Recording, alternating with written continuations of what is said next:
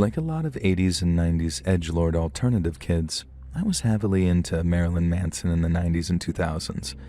I was a fan of the band from the beginning and kind of fell off when Eat Me, Drink Me came out, but everything up to and including Golden Age of Grotesque was my era.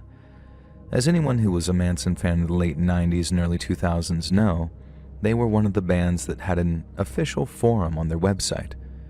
For noobs, a forum, or BBS as we call it, was basically like a band-related subreddit with different sections, where you could post threads similar to Reddit.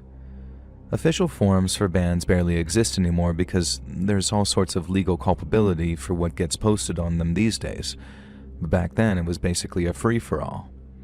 Some very insane stuff went down on the Marilyn Manson forums, with people posting extreme shock images and remaining unbanned, or shocking photos of themselves or hurling abuse at each other, making the most offensive edgelord jokes you can imagine, and it was glorious. And I was a girly girl who loved pink and rainbows and prom and stuff, and also loved darky, edgy humor and Marilyn Manson and far harder and darker music.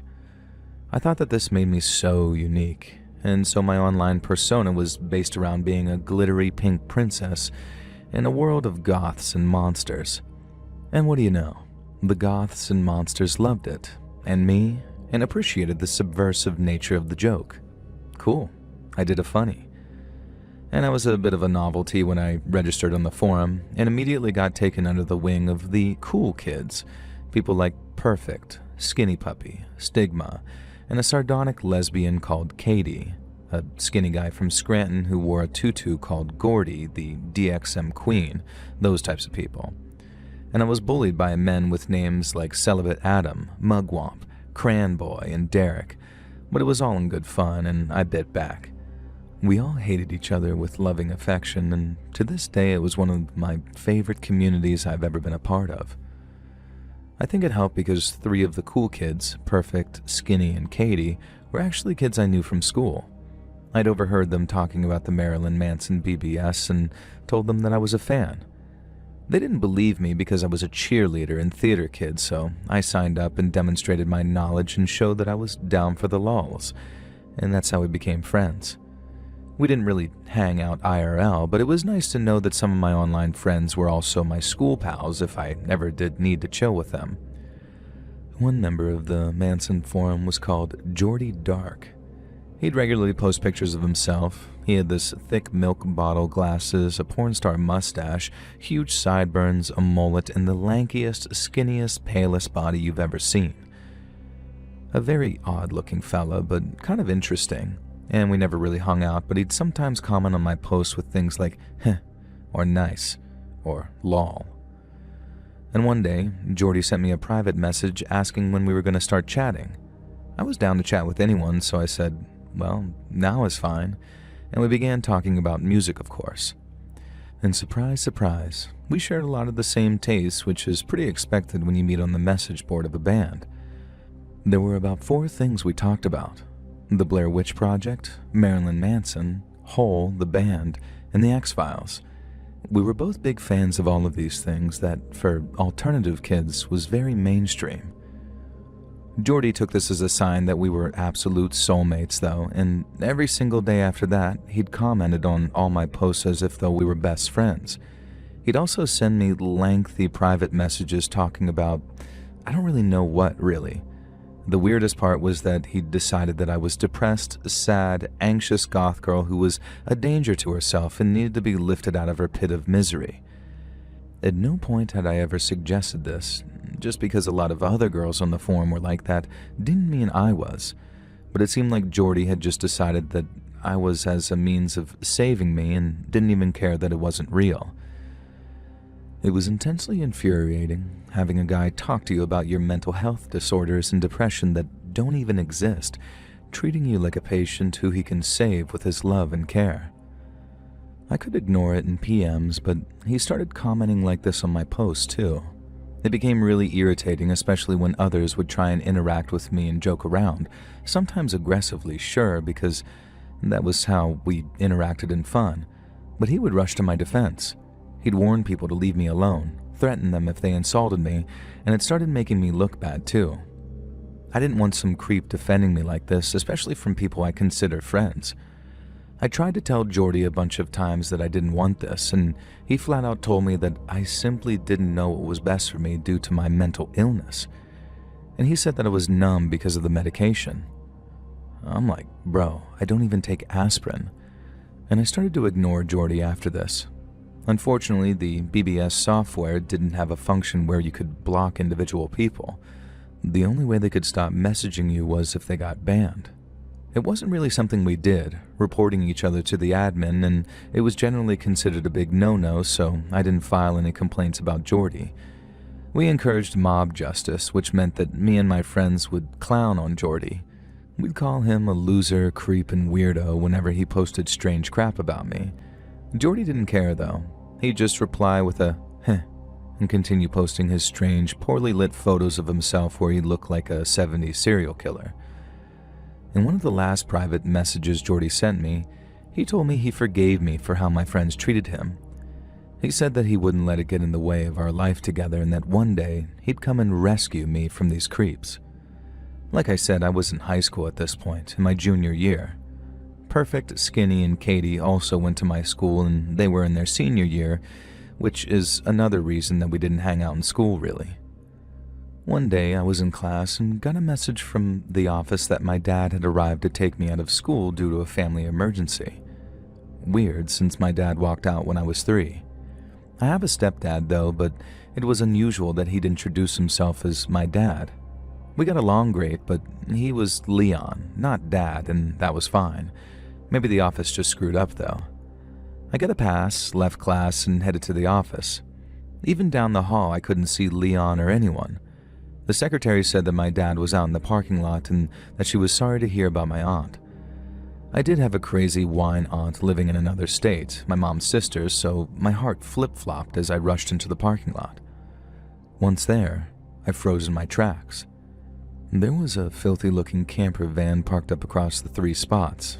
It was covered in faded flower power graffiti and some lewd imagery of women. Leaning against the camper van was a guy I both recognized and didn't. It was Jordy from the Marilyn Manson forums, but it wasn't exactly him. Remember I said that in his photos he looked like a serial killer from the 70s? That's because those photos likely were taken in the 70s.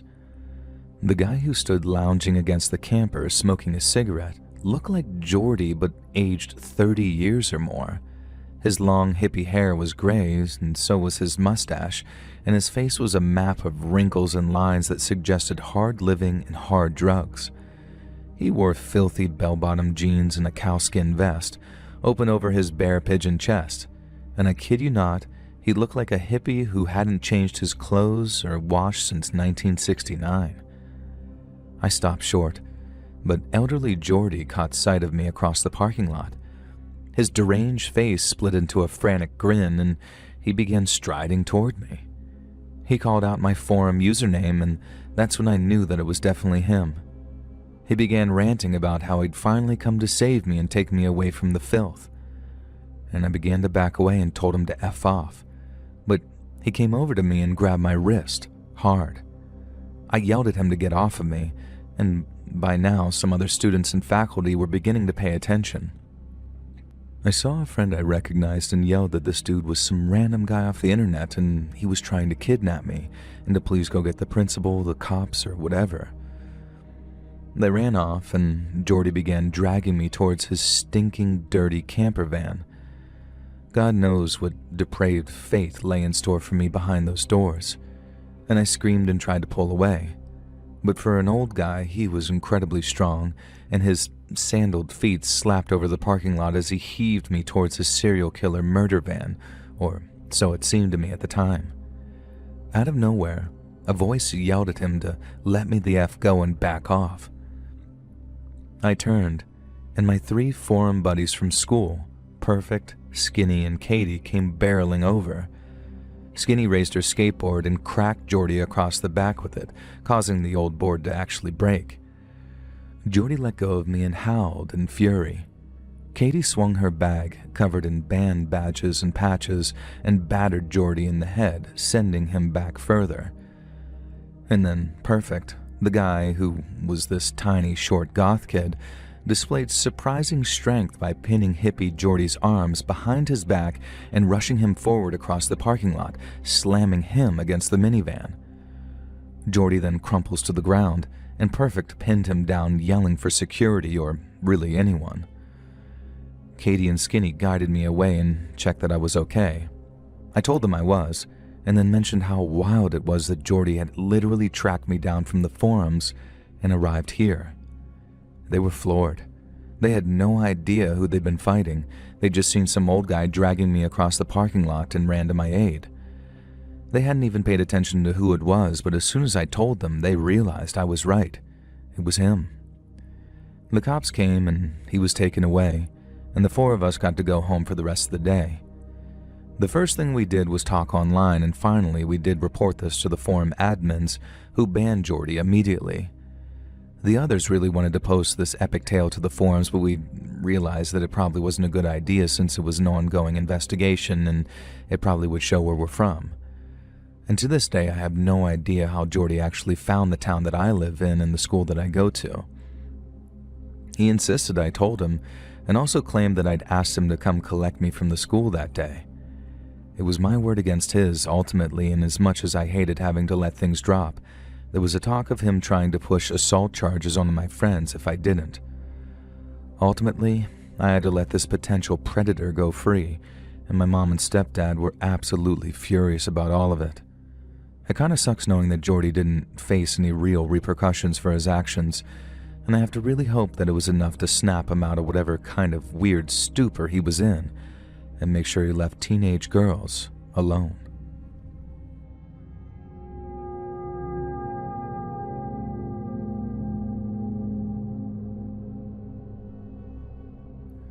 So I've been a listener for a few years now. I have a story I've always wanted to share with you, but I've never been able to bring myself to actually write it down and send it in because it kind of makes me sick to my damn stomach. So my lovely wife, who introduced me to your channel, has finally convinced me to send it in, so I hope your listeners get a few chuckles, or more likely shivers, at the completely effed up thing that happened to me, my sister, and my mom when I was a kid. Do you remember AOL Instant Messenger? It started off as an instant messenger client for people who had AOL as a service provider, but eventually anyone could use it. It was the messenger program of choice for the 90s and 2000 kids, with the creative away messages you could write and being one of the first that let you choose your own user picture and username display. You could also customize it so it would give you alert pop-ups for specific people in your friends list too, and you could assign any sound file you wanted as the alert noise. And because of what happened, I genuinely can't hear the audio clip of Cartman saying, "Screw you guys," without cringing and feeling a little spike of panic. Her name was Gloria, which sounded made up even then. I don't know why, but I could never believe that someone my age would actually be named Gloria. And she insisted it was her real name, though, and that she was named after the Laura Branigan song. And that's funny, I said. That's my mom and stepdad's song. Small world, she said, and suggested it was fate that we became friends. Gloria messaged me a lot, always after 9 p.m. She told me she had various clubs and a lot of commitments.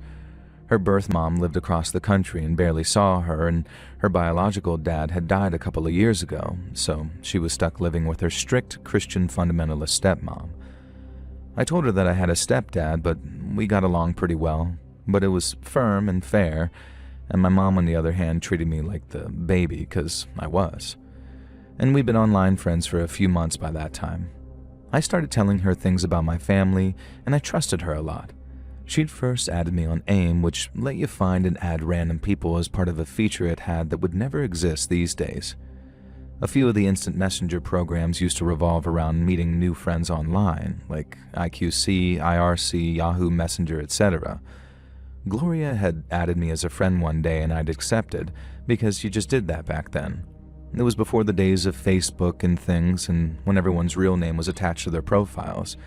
It was totally normal to chat to a rando, and if they were a freak, then you just blocked them and moved on. It was the Wild West, and we weren't as careful as we should have been.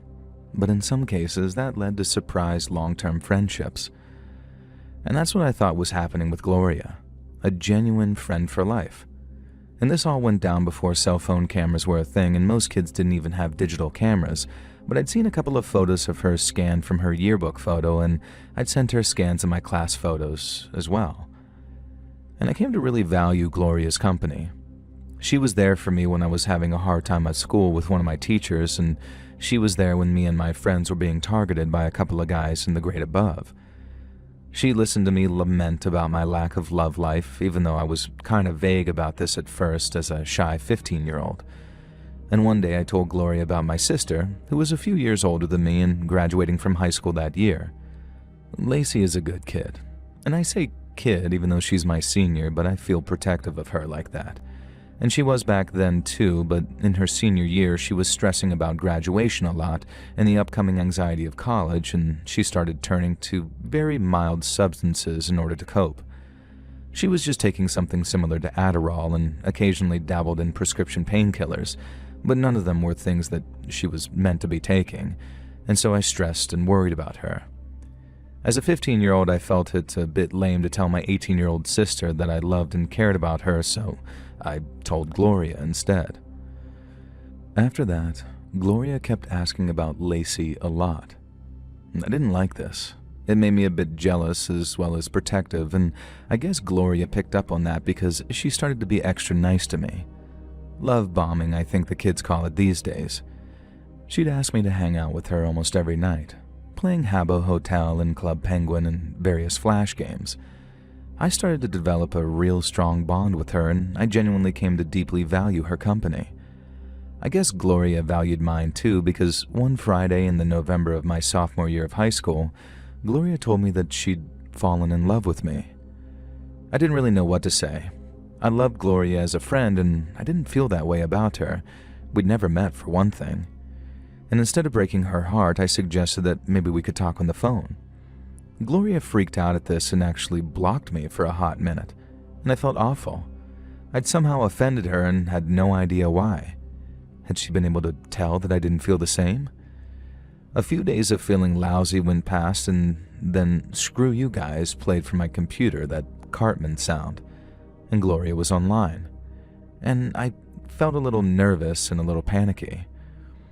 We talked long into the night. Gloria spun a strange tale that didn't make a lot of sense, and I'm not going to bother repeating it because, spoiler, it was completely made up. Short version though, the idea of speaking on the phone terrified her, but she was down to actually meet in real life. She said she thought things could be a lot easier if we'd meet up and talk. This sounded like a terrible, dangerous idea to me, so naturally, as a 15-year-old boy, I agreed to it immediately. We decided to meet in a park near my house, and I asked her how she knew where I lived and how she could be there when she lived across the state, and she told me that there was something that she needed to confess to me, but I shouldn't be scared. She was still the same Gloria I knew and trusted. Obviously, I was very suspicious, but I'd known this girl for months. We'd shared everything. We were close friends. Even if she had a dark secret, I could look past it. Maybe she was a friend from school who was too shy to admit who she was. Maybe she was a dude. Honestly, I would have been fine with Gloria being a boy my age. Maybe he had gender confusion issues or something, but what I didn't really consider was the possibility that it was worse, and then worse again. I showed up to the park a bit early. The sun was just beginning to set, and I started to realize that even though we'd picked a public place to meet, the time and area of the park meant that nobody else was really around. It was a small parking lot and abandoned store on the edge of the park with a couple of benches I could wait on. And I sat there, and eventually a car pulled into the parking lot, windows down, blasting "Thy Unveiling" by Insane Clown Posse from the open windows. I remember this vividly because I had been hella into that band and that CD in particular when I was in middle school. This was a few years later, and I'd stopped listening to the album, but someone who knew me and was trying to impress me, but hadn't really paid close attention for the last few years, could feasibly play it to win me over. It wasn't just the song that caused my mind to go there. I also recognized the car. It was the car I'd ridden to school many times a few years ago, listening to that very CD and refusing to enter in the conversation with the man in the driver's seat, my stepdad, Mom's then new husband, Carl. Carl pulled the car to a stop, climbed out and walked over to me, insane clown posse still blaring from the stereo. I cringed. It was obvious what had happened. Carl had found out that I was meeting Gloria, a stranger from the internet, and had decided to intercept me. How did he know? Did Mom and Carl have some kind of parental lock or monitoring on the computer? Carl sat down next to me, and the truth was way more horrifying. Carl was Gloria. It had started out as a way to keep an eye on me and what I was getting up to online, and then he started enjoying being Gloria. He began digging his double life. I didn't want to believe it at first, but he was able to perfectly recount every interaction I'd had with Gloria. It was way more direct than if he'd read our chat logs or monitored our conversations. Only the other conversation participant could be this aware. At first, I was mad that my stepdad was keeping an eye on me. Then I remembered the event that had led to all of this. He, Gloria, said he was in love with me. I asked Carl what in God's name had caused him to say that. And Carl looked sheepish and almost shy, and then his face started to turn red. And in that moment, Carl changed. He'd always been kind of a pushover. I never really respected him because I thought he was less of a man than my dad had been, and he let my mom push him around too. He certainly wasn't an abusive, cruel, or strict stepdad, but how he physically grabbed me by the collar, dragged me towards him, and hissed in my ear. He said if I told anyone what he'd said or done as Gloria, then he would ruin my sister's life. I felt a cold, sick feeling in my stomach. I'd told Gloria all about Lacey's struggles. I didn't think it mattered because I thought Gloria was a kid my age on the internet who lived on the other side of the country. But no, she was my damn stepdad, and now my stepdad had about 1 million pieces of damning info about his stepdaughter Lacey. We rode home. ICP was still playing and it drove me nuts, and eventually I asked Carl what I could do to keep the peace and make sure that he left Stacy alone. And I was feeling sick and terrified. I'd lost my best friend Gloria, and worse, found out that she'd never even been real. But I'd also screwed my sister over in the process and found out that the stepdad, who I'd always considered a non-entity, was a complete creepo. Carl said he wanted to keep up the facade, that I had to continue talking to him as Gloria, pretending he was a 15-year-old girl whenever we spoke online. And something about this chilled me to my absolute core. He'd already confessed his love to me. What did he mean by keeping up the facade? How far was he expecting me to go with Gloria? And at first I really tried, for Lacey's sake. Carl kept up his persona of Gloria almost perfectly, just letting it slip enough to 100% prove to me it was in fact him. Comments like, "see you at dinner," that could have looked innocuous to anyone reading the chat logs, or a vague reference to something he'd said in person. There was no doubt that he was Gloria, but for the most part he kept up the pretense of being my 15-year-old female internet friend, a very affectionate friend. I don't really want to talk about that part, and thankfully it could have been a lot worse. But Carl Gloria definitely did start trying to push things further with me, and that's when I broke. I couldn't take it anymore. I confessed it all to Lacey one night when we were alone in the house. I expected her to be furious at me and to kick my ass, but she was totally chill and understanding. She explained gently to me that her drug problem was extremely minor recreational use and she hadn't taken anything in months, so even if Carl did try to expose her, there was really nothing to expose. She said it was very sweet that I was so worried about her, but kind of laughed at me for being overly cautious and neurotic and really sensible. And that was great news though, because it meant that I didn't have to tolerate Carl anymore. And that night, Lacey and I assessed his computer. His password was our mom's date of birth, and found chat logs between Gloria and a whole bunch of other kids online. And from what we could tell, Carl had been talking to at least 5 or 6 other teenage boys as Gloria. He'd never taken things irreparably far yet, but there was at least one conversation where he was beginning to try and encourage this one richer kid to use his allowance to buy a digital camera and send him revealing photos. We printed everything out that night before Carl could cover his tracks and then showed it to our mother. She obviously was horrified, and the next day, Carl was gone. Mom handled everything. I know law enforcement were involved, and I don't know if at the time laws allowed for Carl to be monitored for catfishing, as back in the early 2000s online laws were obviously pretty patchy. And Carl died in the mid-2010s, alone and single, thankfully. I kept an eye on him all these years because I promised myself that I'd never allow him to actually hurt a kid. I can't be sure that I succeeded, but it seems like he kept his head down until his death, so I feel like I did my job as best I could till he passed away of cancer. These days, it's very easy to verify who you're talking to, but as for us 2000s kids, things were different.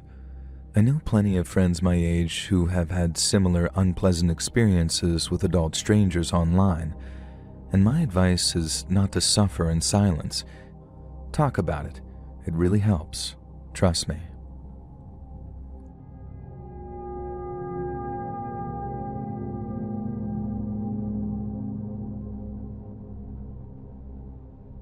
So something very strange happened to me a few years ago. Because I can't tell it without giving away some identifiable information, I can't say exactly where it happened, but it was a major US city. I don't think I'm in any danger from telling the story, I just have a very good reason to be cautious. I've been furloughed during the 2020 pandemic, and my stimulus check was starting to run out. I'd split up with my boyfriend because living together in lockdown had revealed that he was a massive Jordan Peterson guy, and before I blocked him on Facebook, I think he was getting into QAnon. So I was starting to get worried about money. I'd got into a routine of waking up and making some black coffee and then checking all the job listing sites for remote work. When nothing turned up, I'd usually hit one of the few gyms that were still open. Working out made me feel like that I still had some control over my body. And that day was different though, because before I could open my crossword app, I saw a Facebook message about an exciting new job opportunity with flexible hours and daily earnings up to $1,000. It was a multi-level marketing scheme to sell overpriced makeup. I blocked and reported them for scams and thought that that would be the end of it. There was a new girl at the gym that day, but she seemed to be more interested in her phone than working out, probably trying to choose the right selfies to post. I tried to ignore her and worked on my arms. After showering and changing into a strappy top and leggings, I went to the nearby Starbucks for a frappe.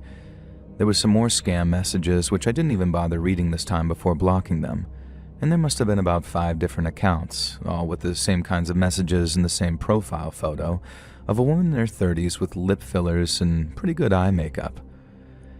It was about this point when I realized that she was in the coffee shop, only about 3 tables away. I froze. I went to that gym almost every day. I was in the Starbucks nearly as often, and she had to have seen me here, probably got my name from them calling out for my drink orders and guessed the rest on Facebook. And this was no coincidence. Another terrible thought struck me. I googled the makeup brand, 0 results. And that kind of company is almost built on search engine optimization. There was no way that it would have had a digital footprint. And like most people, I didn't know much about multi-level marketing companies. The scale at which most of the recruiters message people is a little frightening, and you're told to find up to hundreds of people each day and tell them their unique qualities make them suited to the MLM. So when I found out that the MLM company wasn't even real, it made a lot more sense how she'd had the time to do so much research on me.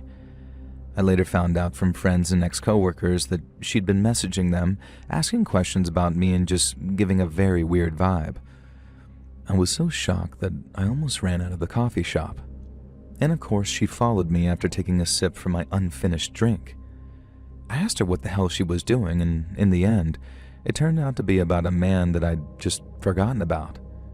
She claimed I'd stolen her ex, and in reality, he'd never told me that he was in a relationship, and when he proved to be useless in every way that mattered, I ended it.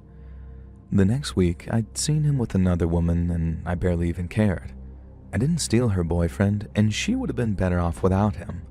I tried to tell her as much, but she was clearly obsessed with me now, and it didn't really matter how she'd started. It felt very strange trying to run away from her without wanting to make it obvious that something weird was happening, and as if by not showing it, I could avoid the situation that I was in. She didn't seem to care about that, so I was forced to run away from her. Not sure where else to go, I ran for the subway with her not far behind. And I thought back to my wilder teenage years as I cleanly jumped over the turnstile, leaving her scrambling to pay the fare. And I ran down the platform and jumped through the subway car doors and tried to make my way along the packed train. Just as the doors were closing, she made it into the car, and I waved at her as the train started to move and walked back up the steps to get a cab home. I don't have my name on any social media accounts now, and I deleted most of them. Even if you could work out who I am from this, you'll never find me online. I don't really take selfies anymore, not on any public accounts, and of course I got multiple restraining orders on her, but I still don't want to take any chances. Unless she's gotten the help she needs, then she's probably stalking someone else right now. I have a very close friend who tells me I need to move because I resent having to keep a file on my own stalker. And I'm only writing this because I think if she escalates again, that she might get caught.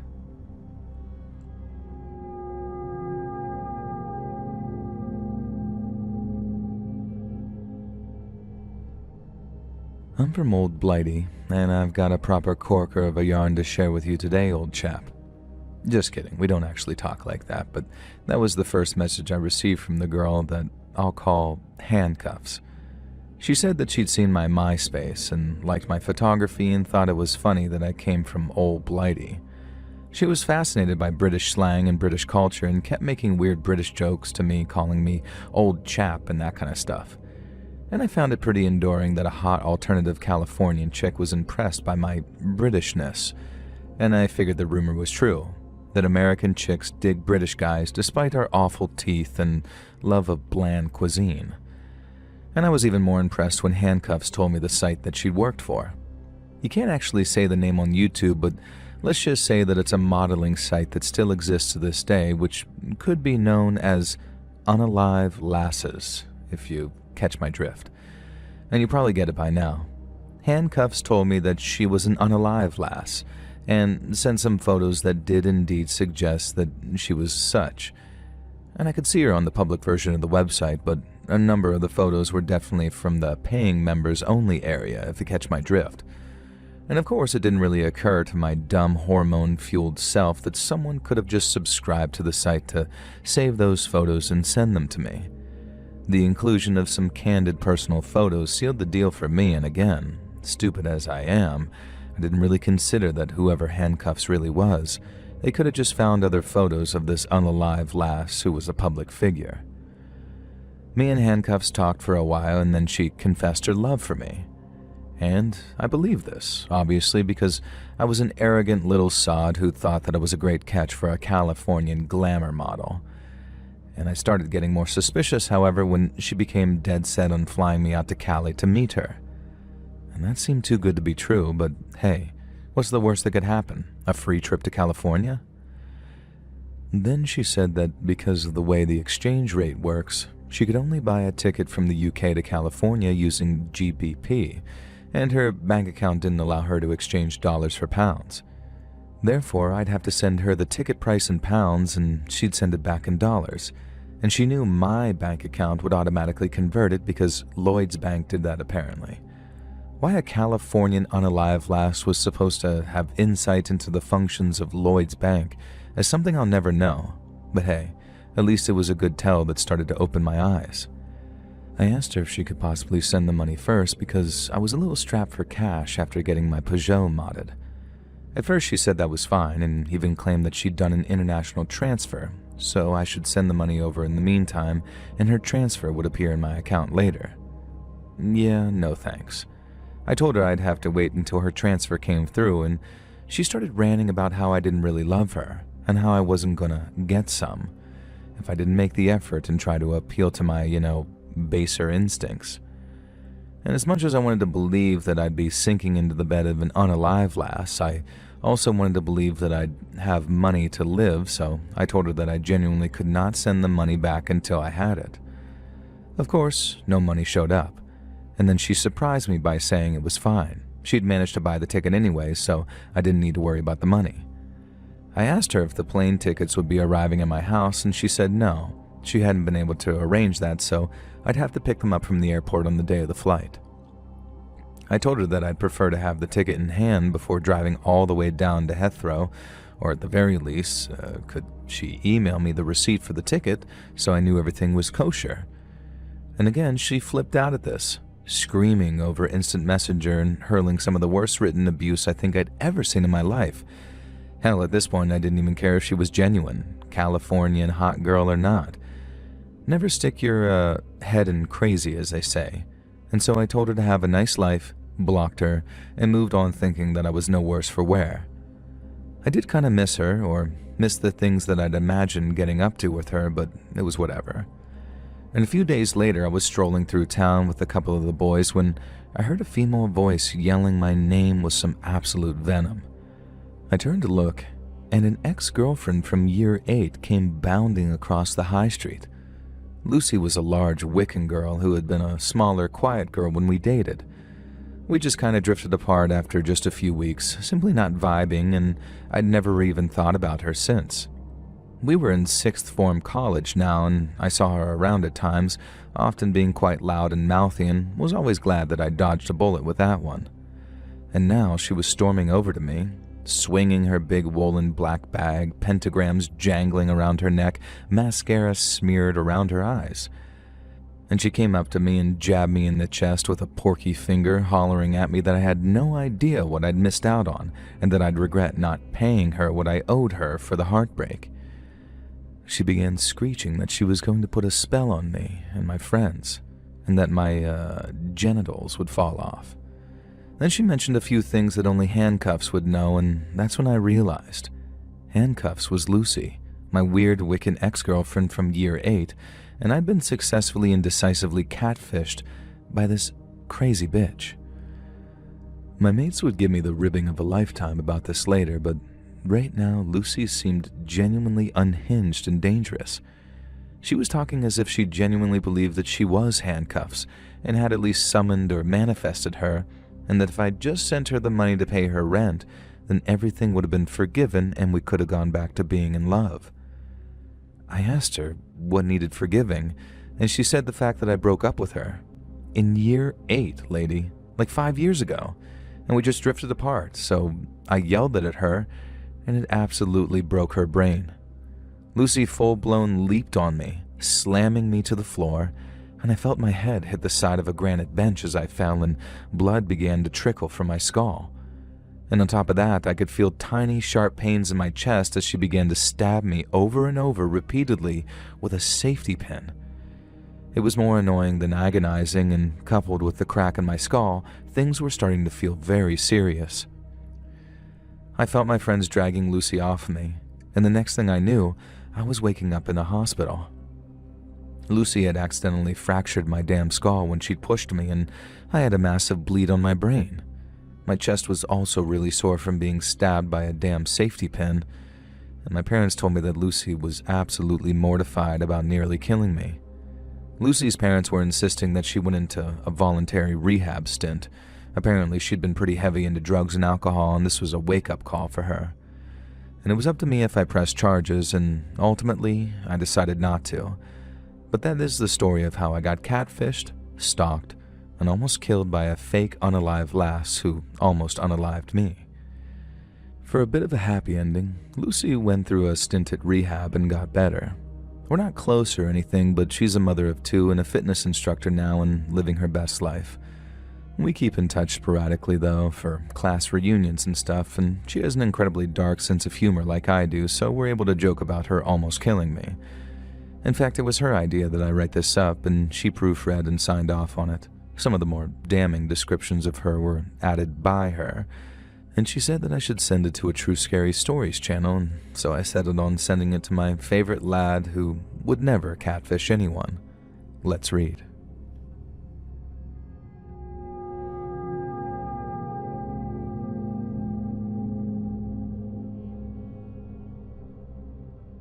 So I've been a listener for a long time, and I've come into your live streams sometimes, and I'm ashamed to say that I've left a few comments laughing at some of the submitting authors for being idiots.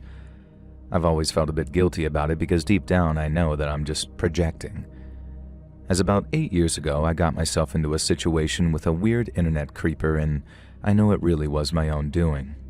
I guess it's easier to take out my frustrations on others than admit fault. My friend Allison warned me about this guy named Jeff.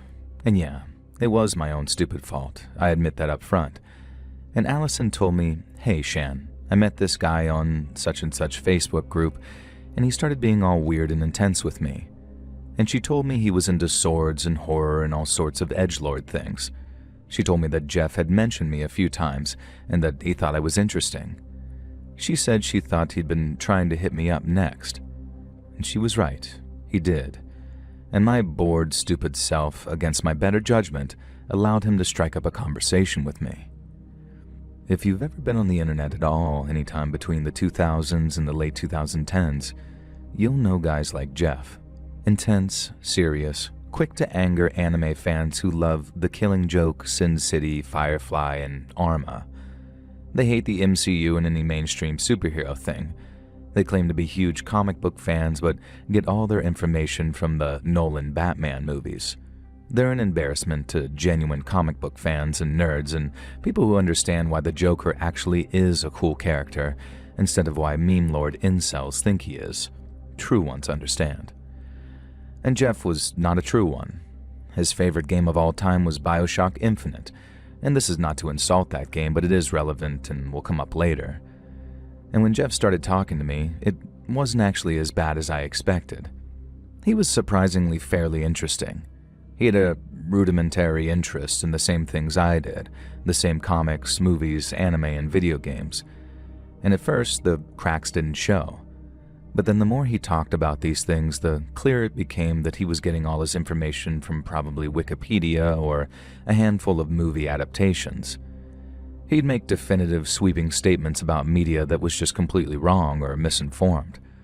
For example, he went on about how Batman was his favorite superhero because all of his rogue gallery was totally grounded and normal, nothing weird or comic booky. And this was only true in the movie adaptations, but to an OG Batman comics fan, it's a ridiculous thing to say. I made the mistake of pointing this out to him, and he got super mad and started yelling at me that the comics didn't really count, Weird. Now, I only knew Jeff online, thank God, but every time I'd come online, I'd find lengthy messages from him. After just a week of knowing him, he'd write elaborate essays about how close we were and how much I meant to him and how grateful he was to know someone like me. We had known each other for probably a week at that point. The close friendship he'd imagined in his head soon seemed to sway towards the suggestion of a relationship. I had absolutely no romantic interest in this guy and had made it very clear to him that I wasn't looking, but it was like he heard what he wanted to hear. Multiple times he tried to impress me by crowing on about how he had to break the heart of his last girlfriend because she wanted to sleep with him, and he'd lectured her about how that was inappropriate. When I asked why it was inappropriate, he let slip that he, in his early 30s, had been dating a 16-year-old girl. Not just online either. They were dating in person. And he very smugly told me that he wouldn't sleep with her because it was illegal though, and she was a bad person for wanting to get with him. Okay, buddy. That's the child at fault for sure, I bet. And this is when I decided that I didn't really want to be friends with this weirdo anymore. And one time I told him I was sick and that I wouldn't be online for a while. And after 5 days of frantic messages from him, I kind of snapped and said, "Dude, I was sick." And he kept replying saying, "I knew it. I just knew it." And then proceeded to ramble on about how we had a freaking psychic connection and how he had the same thing with his beloved grandmother and could always tell when something was wrong with a loved one, so he had simply been able to tell that I wasn't okay. Oh right, it was a psychic connection and not the fact that I literally told you 5 days ago. Next, when I wouldn't reply, he began sending me messages saying that he was having severe chest pains and then narrating his journey to the emergency room and leaving vague hints that he had only hours or minutes left to live. The first time, I stupidly fell for it, and then he would simply do it every time he wanted attention. But there was never any follow-up to these medical disasters. An absolute clown man. And when that stopped working, he began to spin sob stories about various elderly relatives he lived with who were on death's door. The problem was, he couldn't remember the stories that he'd spun. So one month it was his beloved granddad who'd raised him who was dying, but the next month it was his grandmother, and then it was his brother, and then his dad, and none of them ever actually did die, and most of them never even got mentioned again. It also contradicted the fact that he previously told me that he lived with a roommate who stole a ton of money off of him but still lived with him, and also that he lived alone. It was just completely nonsensical gibberish, all designed to evoke sympathy. He'd write lengthy attention-seeking diatribes on Facebook about how everyone he knew always wanted to take from him, and how he was an untapped well of positivity and generosity, who was literally incapable of being mean, that he genuinely had some kind of condition that meant that he couldn't be unpleasant to people. And yet somehow he was always managing to condemn women and girls for their behavior, choice of dress, etc., or calling other people fake fans of things he liked, even though he had the most rudimentary understanding of most things. And eventually, it all became too much for me. He'd go on these rants about how desire was disgusting and inappropriate, but also keep trying to hit on me. He'd send me random poorly lit photos of himself. Nothing risque even, just weird photos of him in a hat, and then ask for lengthy opinions on how good he looked, and if he felt like I hadn't said enough, he'd just keep pressing and pressing. Now again, let me stress that I met this guy online for about 6 weeks, and in the end, I told him that things were way too intense for me, and that while I'd be happy to try a friendship with him, we just didn't have the same kind of relationship where we were actually close BFFs or more like he seemed to keep insisting. This was of course my fault, and he lost it with me, getting ragey and angry at the fact that I'd said that I was willing to be his friend. Now why would I say that if I wasn't? I tried to explain to him that being someone's friend doesn't involve constant trauma-dumping, attention-seeking, and claims of psychic bonds. But he was having none of it. He started swearing and cursing at me, so I blocked him. Later, he messaged me on Steam apologizing for what he was about to do. It wasn't clear whether he was going to do something to himself or to me. I wasn't too concerned about the latter, though. We lived in totally different countries, and he was far too broke to fly here and do anything to me. Of course, nothing came of it because guys like him are all terror and bluster, and instead, he posted a huge rant on Facebook about how if you have a beautiful songbird in a cage, it's your duty to let her fly free. It was a quote from BioShock Infinite, and he decided I was Elizabeth from BioShock and he was, I don't know, her dad? Yeah, way to make it even more creepier, pal. It was a pretty terrifying experience, even if I can look back on it and laugh at him. Having someone that toxic in your life is horrible, and I've severely learned my lesson about believing people like this are interesting. And I hope the same can be said for my third friend who decided to befriend Jeff even after all of what I'd told her. And last I heard, she'd cut him off because he was trying to convince her to cheat on her husband with him.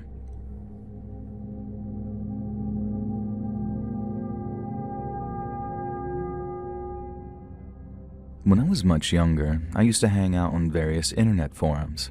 Now, I won't share the names of them because I have no idea if some of them still exist or their archives can be tracked down, and I don't want my dumb teenage self to get me canceled in 2025.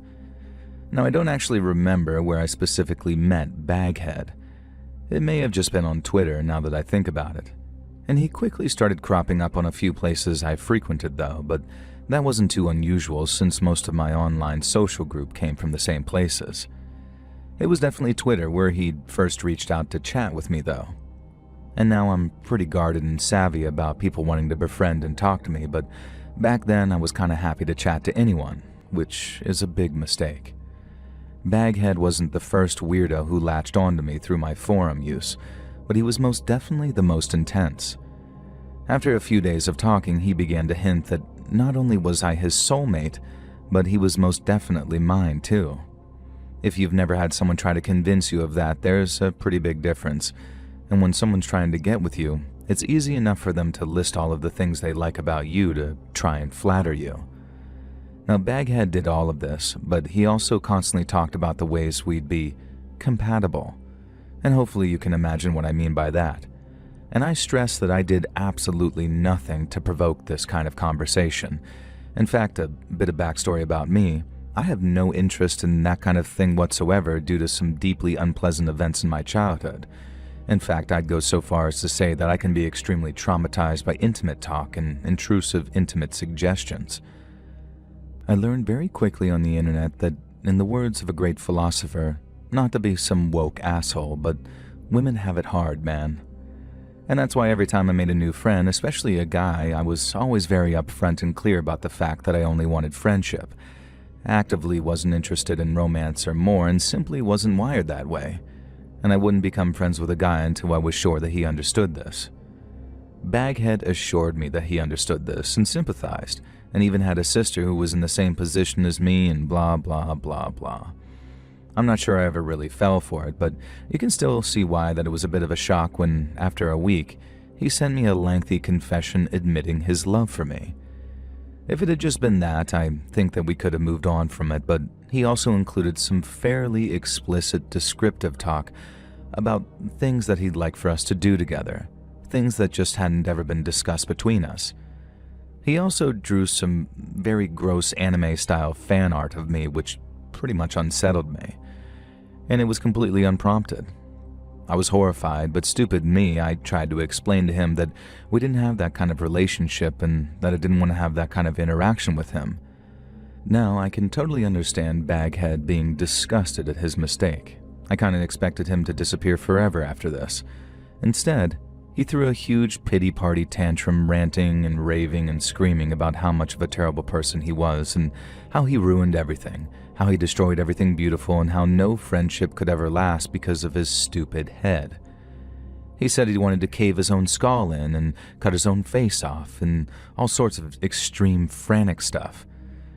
At the time, I was young and dumb and naive, like I said, and didn't realize that this was an emotionally abusive attention-seeking technique, so my stupid ass was genuinely concerned for Baghead. Naturally, I went out of my way to reassure him that it was okay, that he hadn't screwed anything up, and that I'd still be his friend. I told him I didn't really appreciate the weird fanfic about me, but I hadn't clicked on it, so it was no big deal. Baghead calmed down but started sending me photos of himself, clearly not wearing a shirt, and asking what I thought of his face and hair. And he had long, messy hair and was clearly proud of it, and beyond that, he was just a normal, stocky dude. Not bad looking, but like I said, I'm not wired that way. And I told him he looked good though, trying to just be nice, and that was clearly a mistake. He kept sending me more and more photos, mirror selfies that showed off more and more of his pasty chest. And it ended with half of our conversations just involving him spamming me with selfies and asking what I thought of his face and hair. And what was I supposed to keep saying? Eventually, I told him it was getting a bit much and that I didn't really know what to say in response to all the identical selfies that were getting more and more bathroom-focused. And I very gently suggested that I'd prefer that he would wear a shirt in them, you know? And this led to another absolutely terrifying meltdown. This time, he sent me messages and posted tweets talking about how he should cut his heart out of his chest, carve loser into his flesh, cut his hands and arms off, and then finally cut his face off again. This time, I wasn't quite as intimidated by it because he'd made these threats before and never so much as even slapped himself on the cheek. But it's still pretty horrible to hear an adult male screaming about how disgusting he is in voice notes, especially when you know that the implication is that you made him feel that way. Once again, it fell to me to try and make him feel better and assure him that it was fine. He hadn't ruined our friendship and all that stuff. And he acted really sad and volatile for a day or two, and I was starting to worry that maybe he actually would do some harm to himself. And that's when he messaged me with a request that would make him feel better. His self-confidence was at an all-time low, he said, and the only way he saw himself getting out of it was if a female friend could give him a confidence boost and tell him that his unclothed body was attractive. Yeah, He was asking to send that kind of photos so I would say that he looks good to help his mental health. And this was too much for me. I told him that I would prefer that he didn't do that and that it's something that he should save for a future partner. And then I just hit offline for the next few days. Now, during this time, he had an absolute meltdown on social media, making vague references to how his toxic self had ruined yet another friendship, and how he was a negative and cancerous presence in other people's lives, etc. All very intense, scary stuff for a young woman like myself, and I ignored it and pretended that I didn't see it. And after a few days, he sent me an offline message asking if I was okay and if he'd done anything wrong. Not wanting to get into drama, I told him that he hadn't, and I was just going through some really difficult PTSD things. Baghead told me he understood and that he'd leave me to it. The next day, I received an email from Baghead, and I expected some kind of drama or hand-wringing, but instead it was a video file and a single sentence that said, "To cheer you up." I did not click on that video file because I know better than to open unknown video files emailed unexpectedly from weirdos. Instead, I asked Baghead what he'd sent me, and as blunt as you could imagine, he told me it was a video of him enjoying himself in a solo manner that he'd made for me to cheer me up and make me feel better. And I was so horrified to the point that I was actually mad at him, but I also knew how volatile he got and how he threatened to hurt himself every time I rejected him. I decided that I'd just politely say that I wasn't really interested, and then just slowly stop communicating with him. If I blocked him on instant messengers, he wouldn't know because I usually set my status to appear offline anyways. And I told him that I wasn't going to watch the video and reminded him that I was specifically dealing with childhood trauma, so it wasn't really my type of thing. And instead of losing his mind for a change, he actually started lecturing me on how it would be good for me and how it would make me feel better and how I really should just give his video a watch to see if I enjoyed it because he was confident it would essentially fix me. And I hope it's clear at this point, but Baghead didn't really know me that well or have any insight as to why I wasn't interested in this stuff, beyond him being creepy and weird in the first place. I just told him I wasn't and that I don't feel like he was owed any answers. And all I'd say is that he was absolutely off the mark and there was no way that this was an appropriate thing to subject me to. I'm calm about it when I recount the story, but at the time it was genuinely really weighing on me. Baghead was a volatile, angry, pushy guy. He had this whole shtick of understanding women's struggles, but used it almost exclusively to talk down to me, and then act like he could fix my trauma essentially by sending me all sorts of disgusting imagery of himself. It was gross, terrifying, and overwhelming. So I stopped speaking to him on Instant Messenger, and he did not take this well. To start, I still followed him on Twitter and Facebook because I was terrified of the drama that would result in me blocking or unfollowing him in a way that he could see, and he fully took advantage of that. And the week after I refused to watch his creepy video, he posts thousands and thousands of words of rants on Twitter and Facebook. And at first he kept talking about how he always drove people away, and how he was a toxic poison.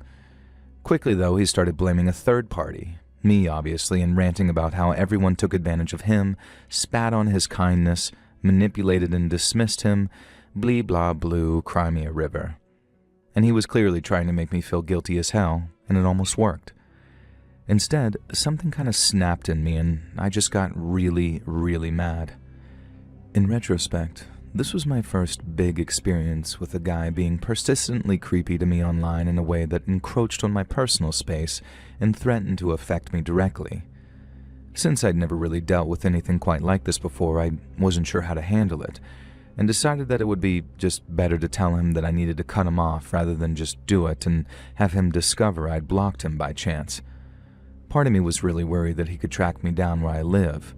He lived fairly close by, definitely feasible to just drive to see me, and these days it's not too hard to find someone online if you really want to.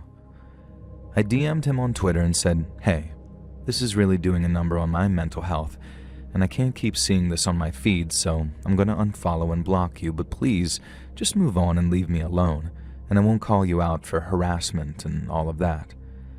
Then I unfollowed him, Gave it some time so I could be sure that he'd seen my message and then blocked him too.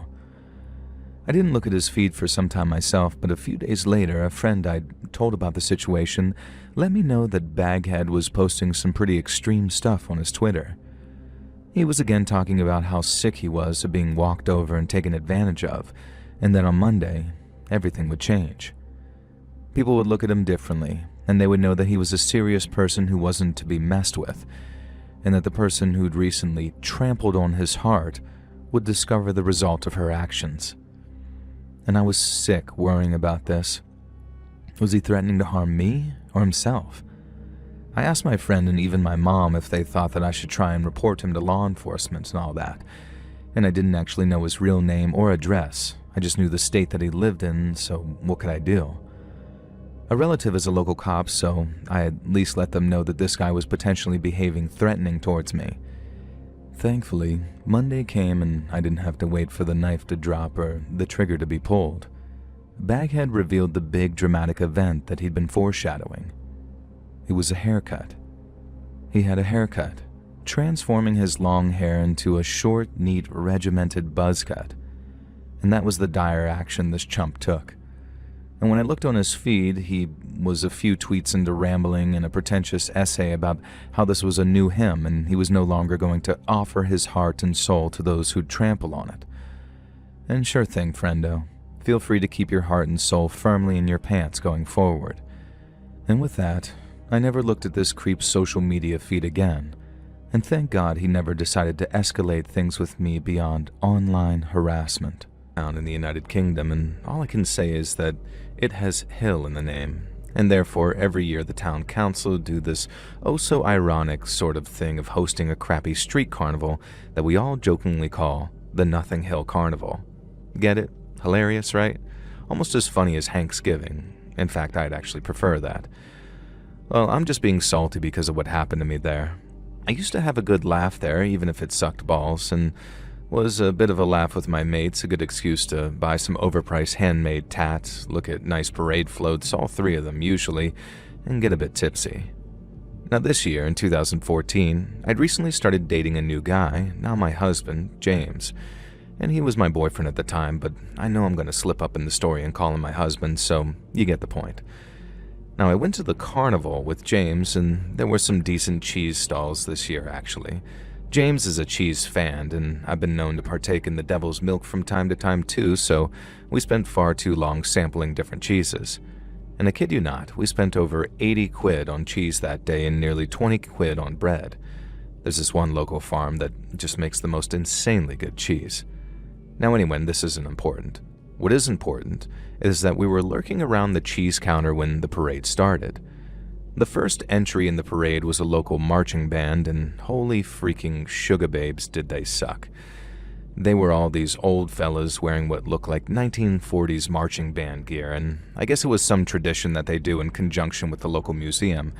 But some of these old boys, playing the bugle and the French horn and things like that, and they looked like they were about to drop dead. They tried their best, bless them, but imagine a group of pensioners marching along under the blistering sun, playing marching band instruments. It sounded about as good as you'd expect. And so good, in fact, that I whipped out my phone and started filming them, because damn, this would have made for a good content back then when you were still allowed to make fun of people in a nice way.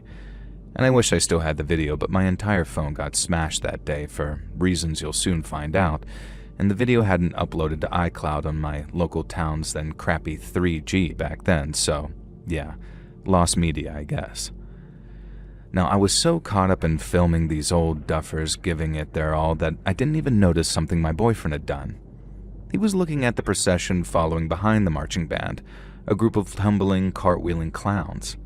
And by tumbling, I mean struggling, and by cartwheeling, I mean some of them could do it, sure, but half of them look more like lads who'd stumbled out of the pub and were accidentally doing acrobatics. Now, one of them was proper good at it. He was kind of a big fella, so I didn't expect him to be as spry on his feet as he was, but he was doing these sort of front flips and all sorts. It was absolutely fascinating. And that's who I thought my boyfriend was pointing to at first when he kept tugging on my elbow and telling me to look. But no, it was another clown that he wanted to check out. This other guy was thin, a lanky lad with a bald cap and green tufts of hair above his ears. Something about his gait seemed familiar, and he came pushing and shoving through the parade of clowns, storming in our direction like someone over here had actually pissed on his VHS tape of killer clowns from outer space or something. And he shoved a trumpet player out of the way, who let out a sort of goodness me and came barreling right for us. And that's when I realized that we were this bozo's intended target. He stormed right up to us in these huge clown shoes with this crappy face paint dripping down his face with sweat, clumping up on his dark facial hair. He accused me of moving on from him pretty quickly. Oh God, no, surely not. But there it was, my ex-boyfriend, Am. Now his definition of moving on from him pretty quickly was certainly an odd one. We'd broken up nearly 2 years ago. James wasn't even the guy that I dated since then. I told him it was a long time ago, and then he got all sad. He said he'd never gotten over me and that I broke his heart. And then he did something even more unexpected. He quoted that freaking Notting Hill scene, that famous one you might remember. Only remember, he was dressed as a clown, and he also didn't get it right. And from the best of my memory, this is what he said. "I'm just a guy, hanging out with a girl, asking if she'll let me love her." I did probably the worst thing I could do. But he dressed like a half-assed clown, and I hadn't even thought about this guy in years. He was a brief college romance from what I recall, and so I kind of just laughed in his face, to which he responded by reaching in his back pocket and producing a jar of a very cloudy liquid and quickly unscrewing it. Now he said something like, if I was going to laugh in his face, then how would I like this in my face instead? And for a second, my mind went somewhere gross. But when he took the lid off the jar, I could sort of smell it. A caustic, burning smell. Now remember that other clown I mentioned? The larger lad who was actually acrobatic and putting on a good performance? He was right by us now. Now James, bless him, hadn't quite worked out what Am was going to do. He moved to tackle him, and I remember saying don't, like I think he's holding acid. And the other clown, whose name that I'd find out later was Len, had already realized something bad was going down, but when he heard this, he came leaping out of the crowd right towards me, and I felt him slam against me just as Am threw the liquid towards me. I suddenly felt a burning sensation on the shoulder of my t-shirt and immediately ripped it off. Only a splash had hit me, and I'll tell you now, thankfully whatever substance Am had cooked up, which we found out he'd stolen from the chemistry lab at the school that he worked as a janitor, wasn't that potent. But it was potent enough that it caused some genuine damage to my bare flesh and particularly my eyes. It didn't hit my face though, it hit Len's.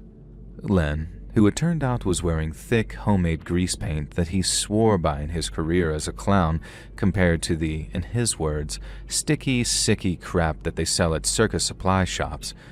I don't fully understand the science, but I know the makeup he used involved a combination of water-based lubricant and baking soda, and he swore by it for makeup that wouldn't run in the heat. It also meant that the acid, instead of destroying his face, was almost neutralized by the damn grease paint. He did end up with a few small scars, especially around his hairline where the grease paint met the wig. But Len, who is now a lifelong friend, is some kind of genius, I think.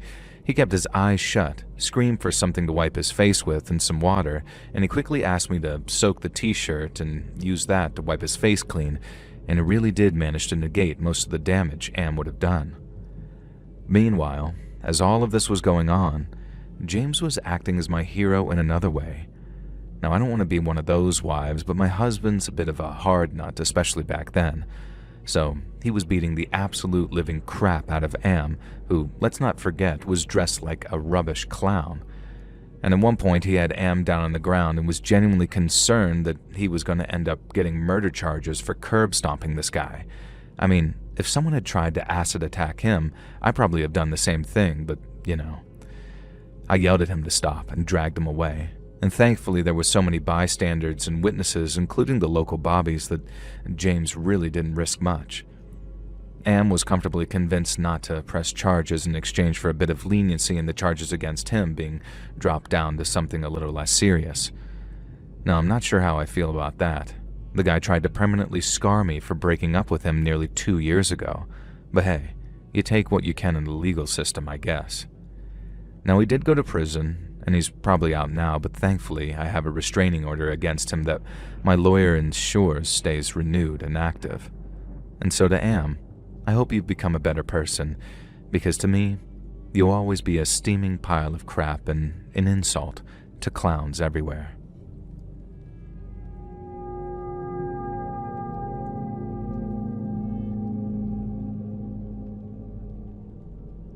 So I'm a big horror buff, as you can probably imagine, since I'm a longtime subscriber of your channel. Love your stories, the scarier the better.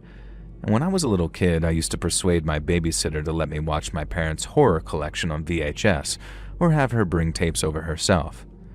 I'd promise her that I wouldn't have nightmares, and I never did. I handled everything perfectly, except for one freaking movie.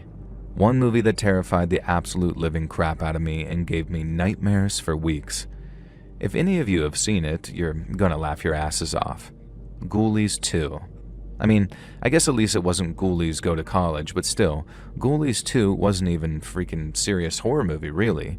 It's a comedy horror, and not exactly the most celebrated of entries in the venerated Ghoulies franchise.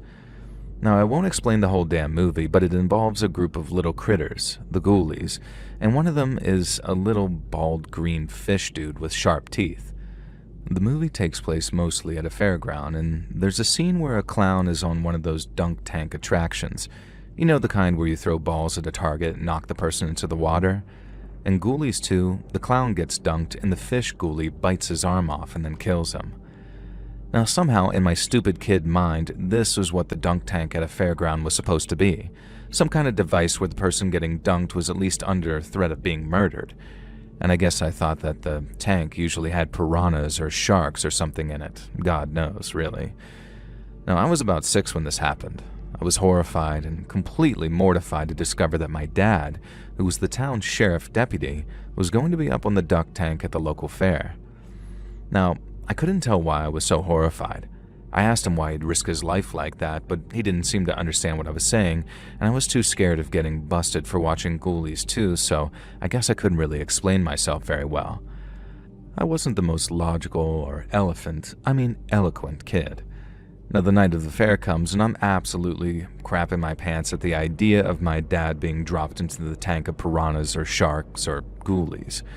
And I kept crying that night until Mom threatened to ban me from the fair, and I knew that I had to attend just in case there was something I could do to save my father. Now, watching with horror as they filled the tank and he climbed up onto the seat. The tank was about 8 feet high, so neither I nor anyone else could really see the monsters that I was certain lurked within. Now, I got this genius idea that every time someone would take a throw, I'd cough or sneeze or make some kind of noise to disrupt their aim. Now, this actually seemed to work, or maybe some people in my town were just terrible shots, or they were just too afraid to dunk the sheriff's deputy. And the whole thing was just ridiculous. Dad was dressed up like a sheriff clown. He had this Stetson hat on and this huge ruff around his neck that meant that he couldn't really do anything but look forward. And the whole point of being the dunk tank clown is you're supposed to goad the missile throwers into hitting you. Every time Dad chided them on, I remember saying no and doing my best to disrupt their aim. In the end, a local guy realized what I was doing and joked with my dad that his kid was trying to save him from his fate.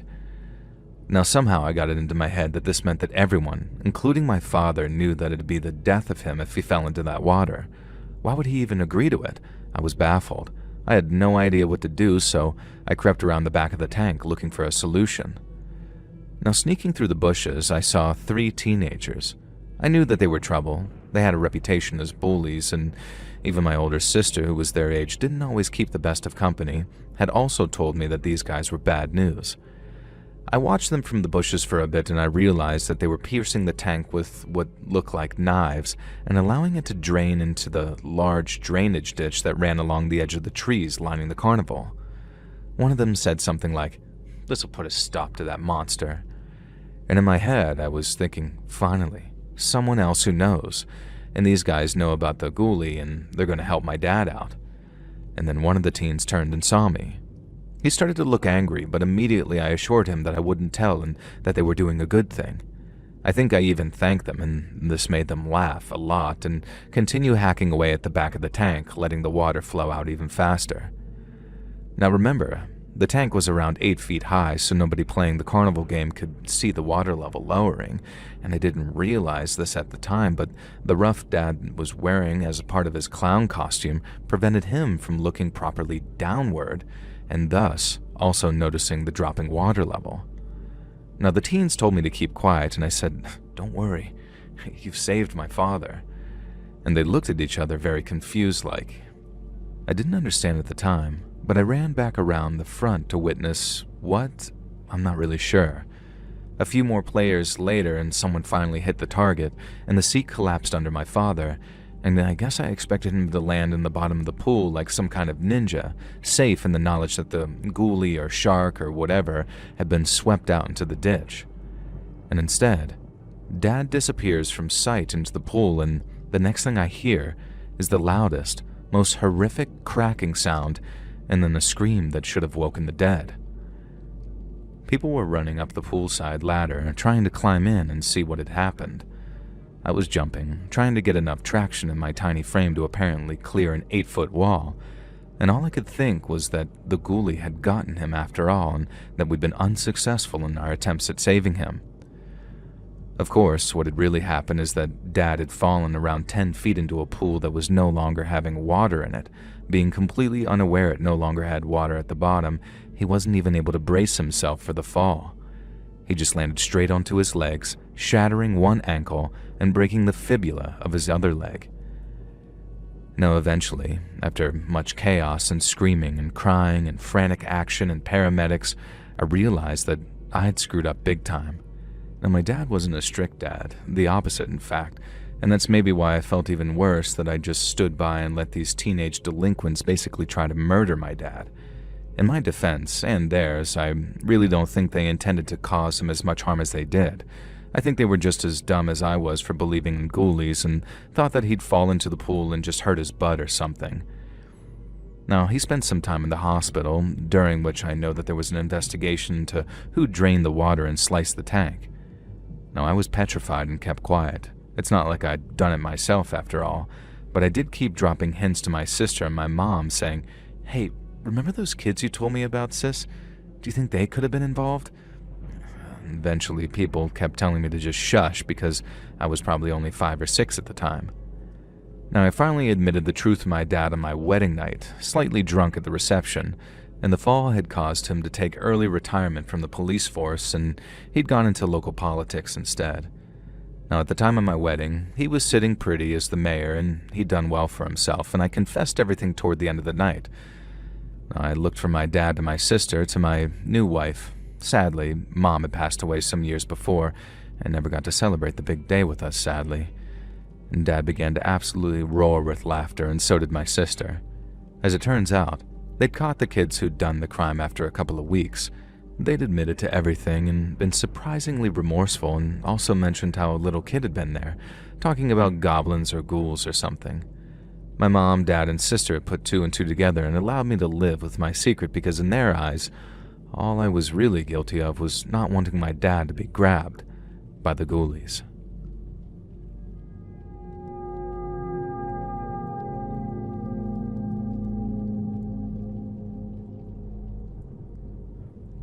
So this happened back in the 80s, before health and safety was really quite as severe as it is now. We were just a group of thrill-seeking kids heading to the county fair and excited to ride the most dangerous, unstable, poorly built rides we could find. The more rickety and unsafe it felt, the more we loved it. Weren't a lot of us like that as kids? That was the thrill of the fair, really, wasn't it?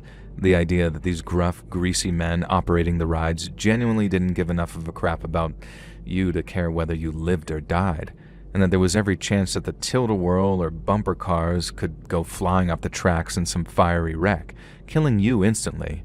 I guess that was just part of the fun. Or maybe we were just idiots. We were at a theme park one day, and it had a reputation for being a bit unsafe, and it was in our local area, so of course we hung out there a lot. It was a coastal fun fair and brought in so much money to the town that I'm convinced that brown envelopes changed hands to get safety checks signed off because, let me tell you, there were so many minor injuries and breakdowns in that place. Nothing like the incident that happened to our buddy that day, though. We were strolling down the boardwalk, just taking a break between rides. It It was 5 of us, 4 guys and 1 girl, and we were all sort of alternative types. The girl, Layla, had huge permed hair sprayed green. I had a spiky mohawk. You get the picture. People kept away from us even though we were just really posers, honestly, and wouldn't have hurt a fly. Our one buddy, though, the real thrill seeker, had decided that the real punk move was dressed like a 50s dad with a beige tank top, braces, chinos, and thick-rimmed glasses. It was honestly hilarious. These 4 stereotypical alternatives and this one guy who looked like if he were any more square, he'd be a Tetris piece. The square one, obviously, but it was hilariously ironic. He was the wildest one of us, and while I wouldn't say that he was the leader, he definitely was the linchpin that kept us all together.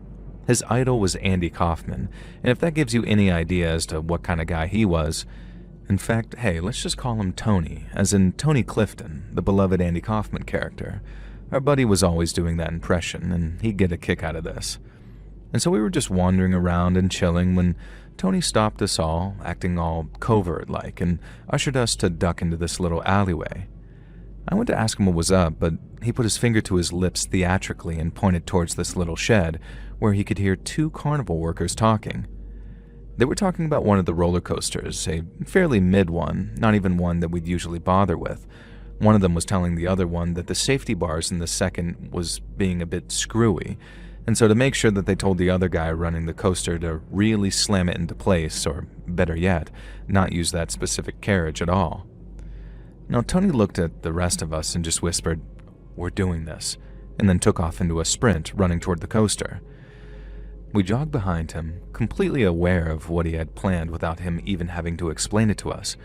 He was going to ride the coaster without the safety bar down, and figured that if he could get there before the employee could warn the current guy on shift, he'd be able to make sure that the bar didn't lock.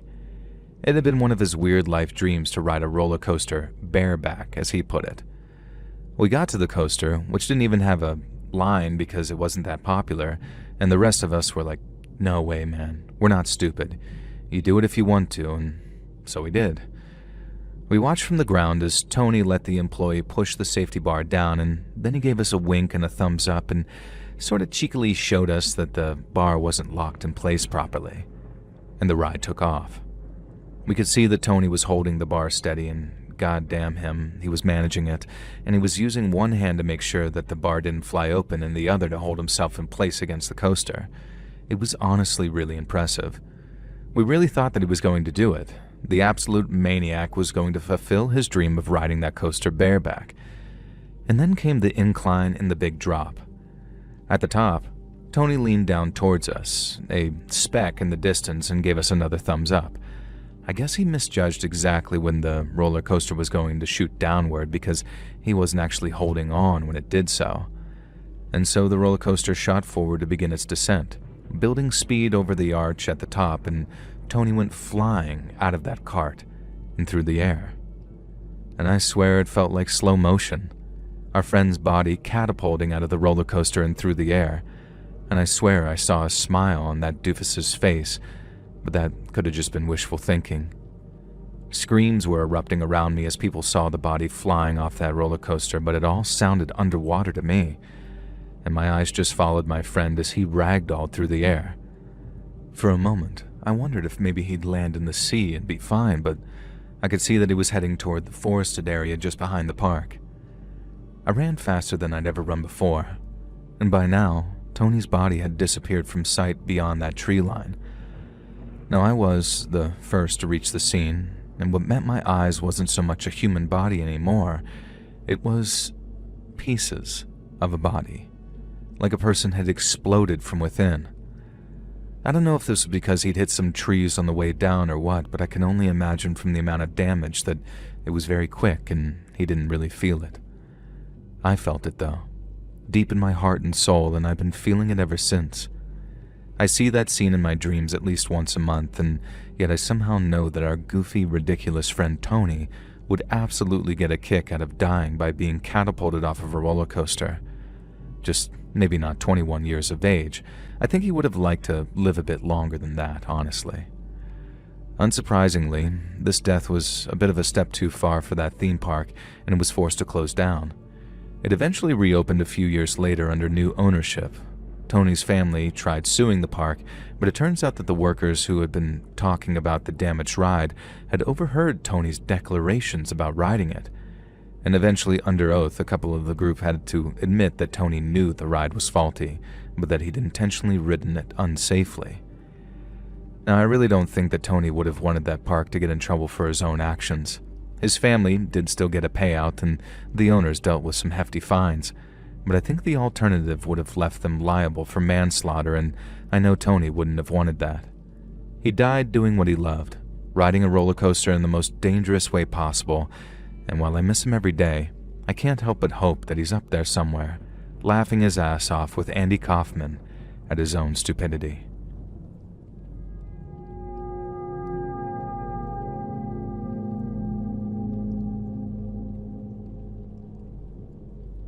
I grew up outside of Phoenix, Arizona.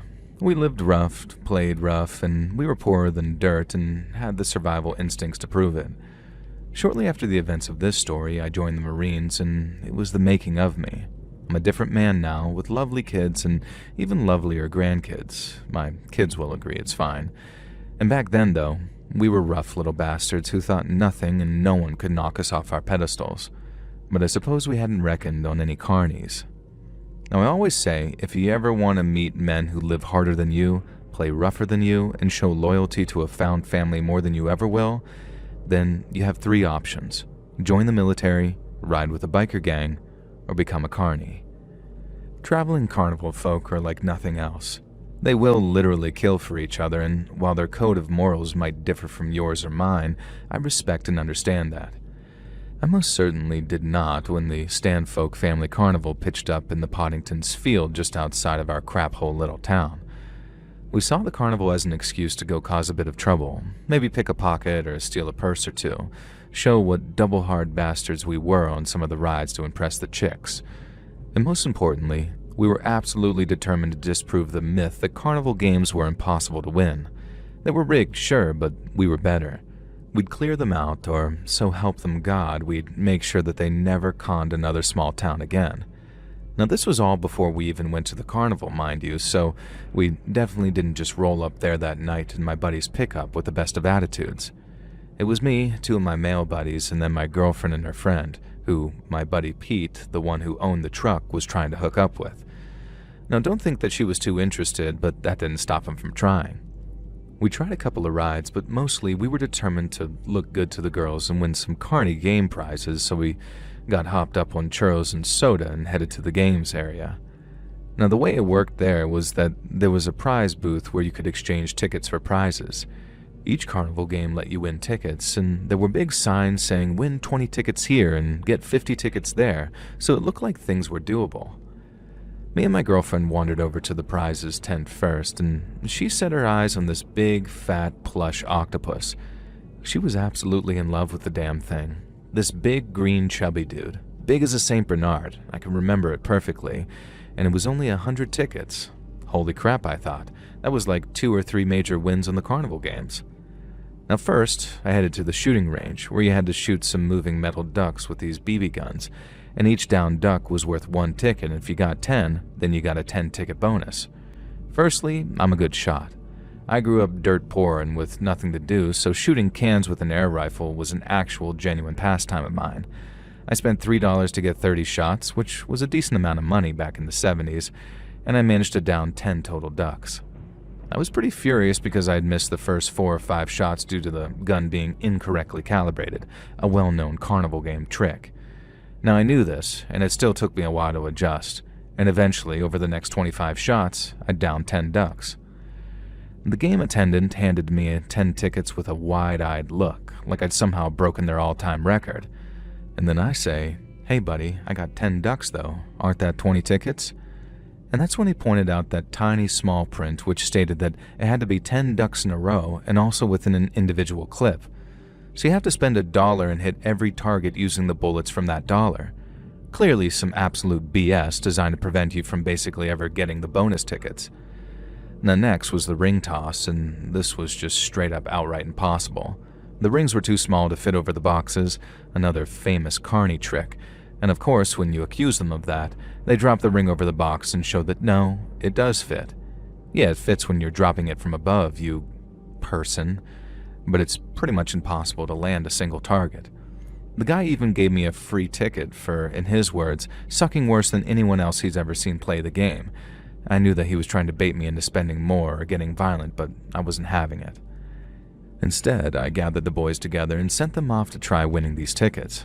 I could see my girl looking at me like, why am I with this loser?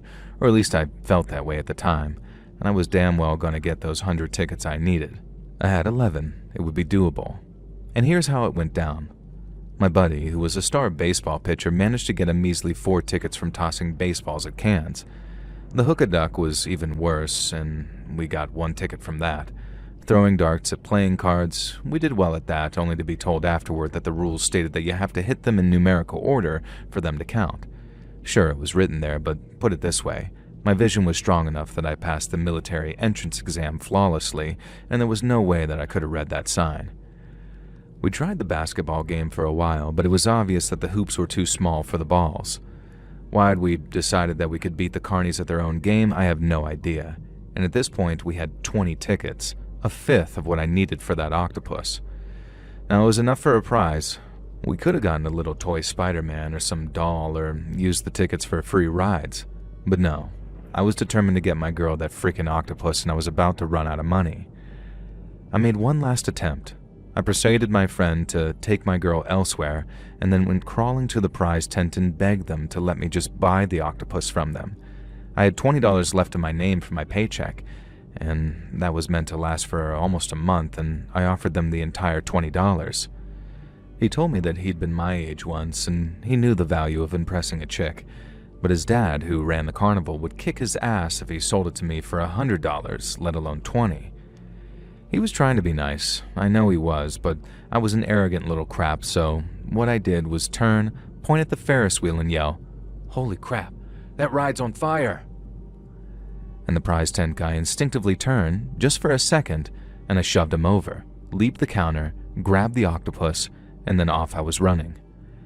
I screamed at my friends to follow me, that we had to get back to the truck.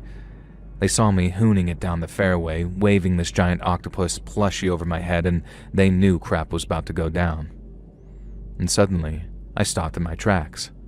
This huge guy holding a chain stood in front of me, and I could see this corporate-looking name tag stuck to his leather jacket that read Stan Stanfolk, and I guessed he was the owner. He accused me of trying to take off with his octopus, and I said I wouldn't have this if this carnival games weren't rigged and if they had any honor. And this is how I know carnies do have honor. They just see those of us who play their game as entering into a tacit agreement to be screwed, I guess. I've since talked to other carnies about this, including a couple I met in the service, and I feel like I understand where these guys were coming from a lot more now. I didn't at the time, though. Stan Stanfolk was so incensed at me calling a spade that he told me he and his family were going to chain us up behind their bikes and drag us through our podunk little town until we were begging for our lives. And then chaos broke out behind me. My buddies had taken it upon themselves to start smashing up the rig booths until whatever they could get their hands on, garbage cans, benches, baseball bats from one of the games, all sorts of stuff. Stanfolk and the carnies had no idea who to go after first. As he was momentarily distracted, I shoulder charged him and snatched the chain from him, and then I ran to the offending shooting gallery and slammed the chain down into the counter. All in all, I don't think we did that much damage, but we did enough so that in our minds, we'd caused the carnies who'd been ripping off honest folk a decent hit to their income. And like I say, I see things differently now, and I think it was our own damn fault for willingly playing games that we knew we couldn't win and deciding that we deserved to win anyway.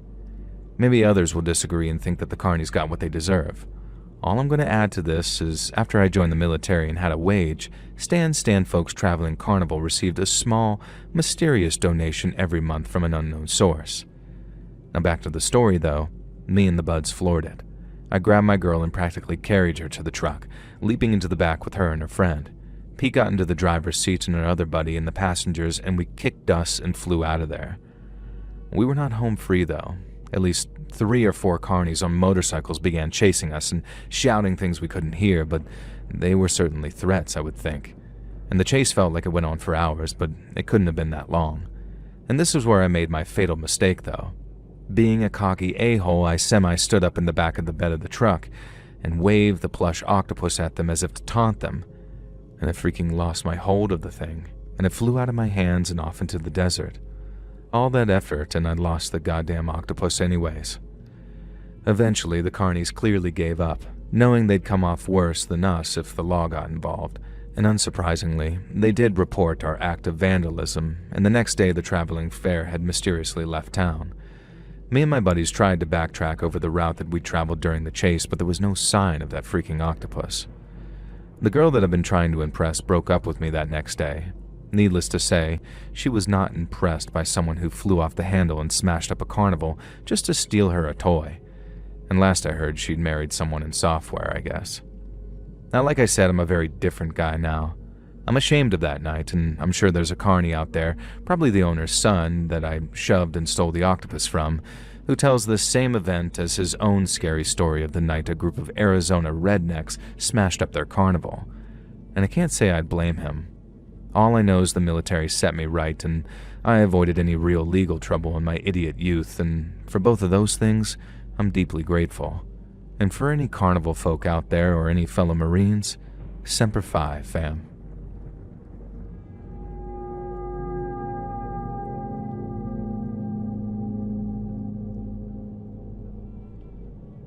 So this happened to my grandma, but she's given me permission to share it with you because I think it's a creepy story people should know.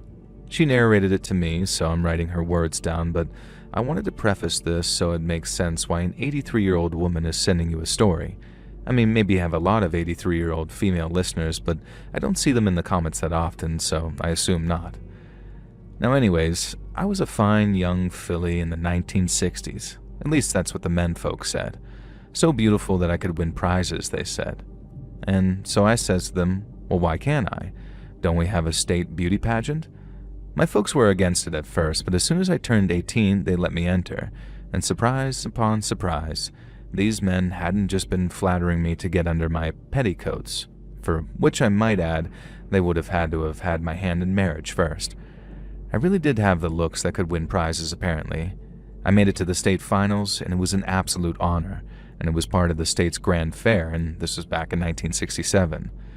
There were 3 judges, the state governor, the mayor of town in which the finals were being held, and a local businessman who did something with oil. All of these men were perfect gentlemen. I have nothing but nice things to say about how all 3 of these men treated us girls.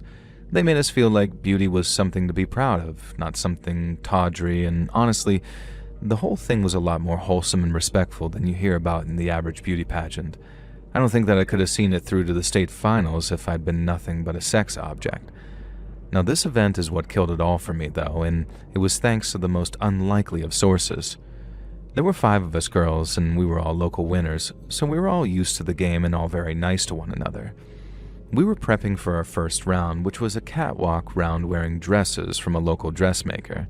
We were in our drawers when the door burst open and the man stood there.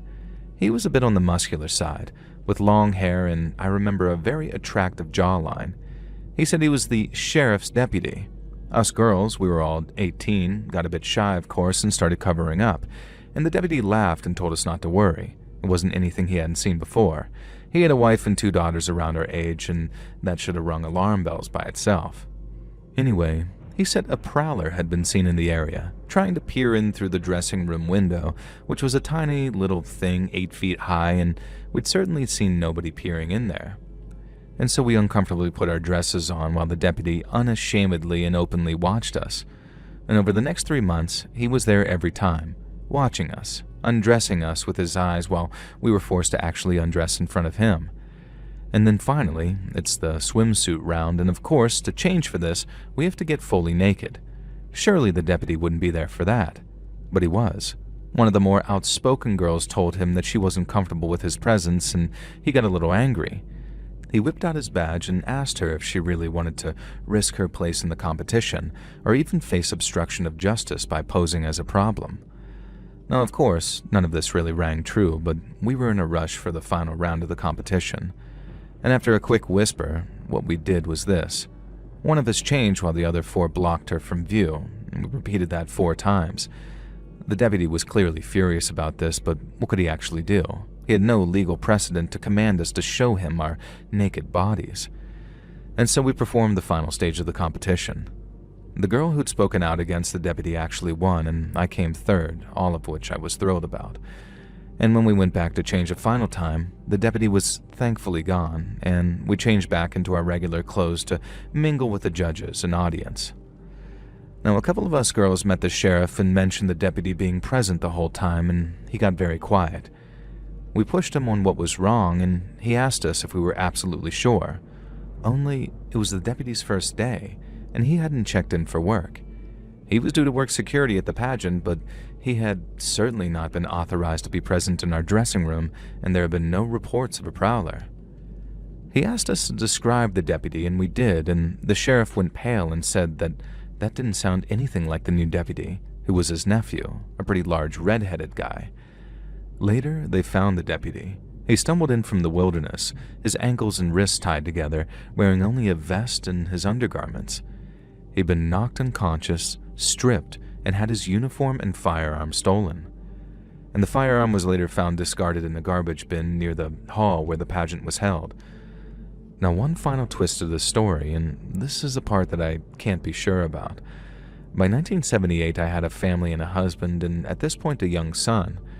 My husband and I were watching an episode of a favorite show of ours when I suddenly pointed at the screen and yelled, "That's him!"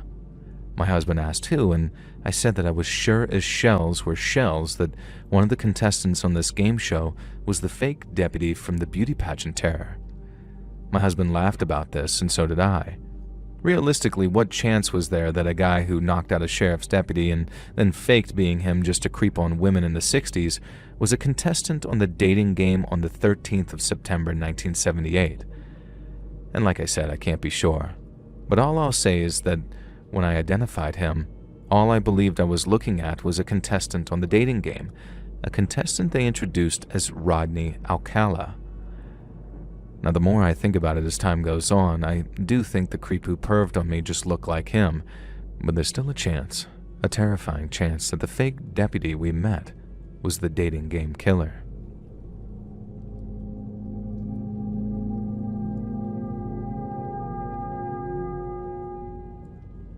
Ave Imperator, Joel. That means Hail the Emperor in Warhammer 40k speech, and yeah, I know it makes me a massive effing nerd. In my defense, A, my boyfriend told me to write to you, and B, it's relevant to the story. Maybe I'm misremembering, but I'm sure that you said in one of your streams that you're a huge nerd, so I think you'll relate to this. If that actually was one of the other narrators I listened to, then I deeply apologize, and for what it's worth, I think nerds are cool. Now, I'm going to call my boyfriend Hank, which is a bit of an in-joke, and when the story happened, we'd only just started dating. We were in college, and I didn't know him all that well, and all I really knew was that he was on the football team, and I kept encountering him when we'd play various pickup basketball games on the college courts in our downtime. We were both decently good at casual basketball, and our first date was actually shooting hoops one-on-one against each other. And then many dates later, let's just say that strip basketball in the middle of the night is a pretty fun partner experience. Now, this came a bit later though. An earlier basketball experience that we shared was when we went to the state fair with some friends. Hank and I had been dating for around 6 weeks by this point, and one of our buds was seeing one of his girlfriends, so there was a lot of social crossover out of the blue, and it felt like we'd finally really found a solid, friendly bunch of people, all of whom were into sports and physical activities and shared interests. I had no idea that Hank had another side to him, a side that I knew nothing about, a side drenched in blood and dust and rivalries that could spill over into our perfect life. The state fair was always awesome. We always went in the evening and when there were fewer kids running around. The glowing neon lights of the rides and attractions just felt so magical, even as a college kid. The state I went to college in wasn't where I'd grown up. I'd been raised in a much more urban location, so this kind of fair was both a novelty and an extremely exciting treat. And this was the first year that I got to experience it with Hank and my new friends, so I thought everything was going to be perfect. It was, at first. We went on a really scary roller coaster, which I loved because I got to squeeze up to Hank. And then we went to the Ferris wheel, which bothered me a little because I thought that it would be an excuse for a little makeout time, but Hank seemed distracted by something or someone in one of the other carts on the Ferris wheel. Now, I asked him what was up and what he was looking at, and he said it didn't matter, just that he could have sworn that he recognized a guy, but there was no way that it could have been him. I didn't press him on it because he seemed so serious, and I was still at that stage where you were kind of courting, I guess, so I wanted to impress him and not just piss him off. And so we met back up with our friends, and next we headed into the Hall of Mirrors. Now, we all found this hilarious, looking at ourselves all distorted and weird and ugly looking, and again, though, Hank was distracted. I asked him again what was wrong, and this time he looked at me very serious and said that he thought we were being followed. I asked who would be following us, and he just shook his head and said, yeah, it can't be. Now, at this point, I tried to press him on it, but he just laughed and said that he was being a dumbass as usual. I couldn't help noticing, though, that he kept looking over his shoulder in the Hall of Mirrors and turning quickly as if to catch someone following us. Now, the place was pretty busy, so it was hard to tell if there was even anyone with reflections all over the place, and in the end, Hank sort of laughed it off, and I did my best to distract him by pointing out some cool stuff that we could do next. And the next thing was a haunted house attraction that you walk through.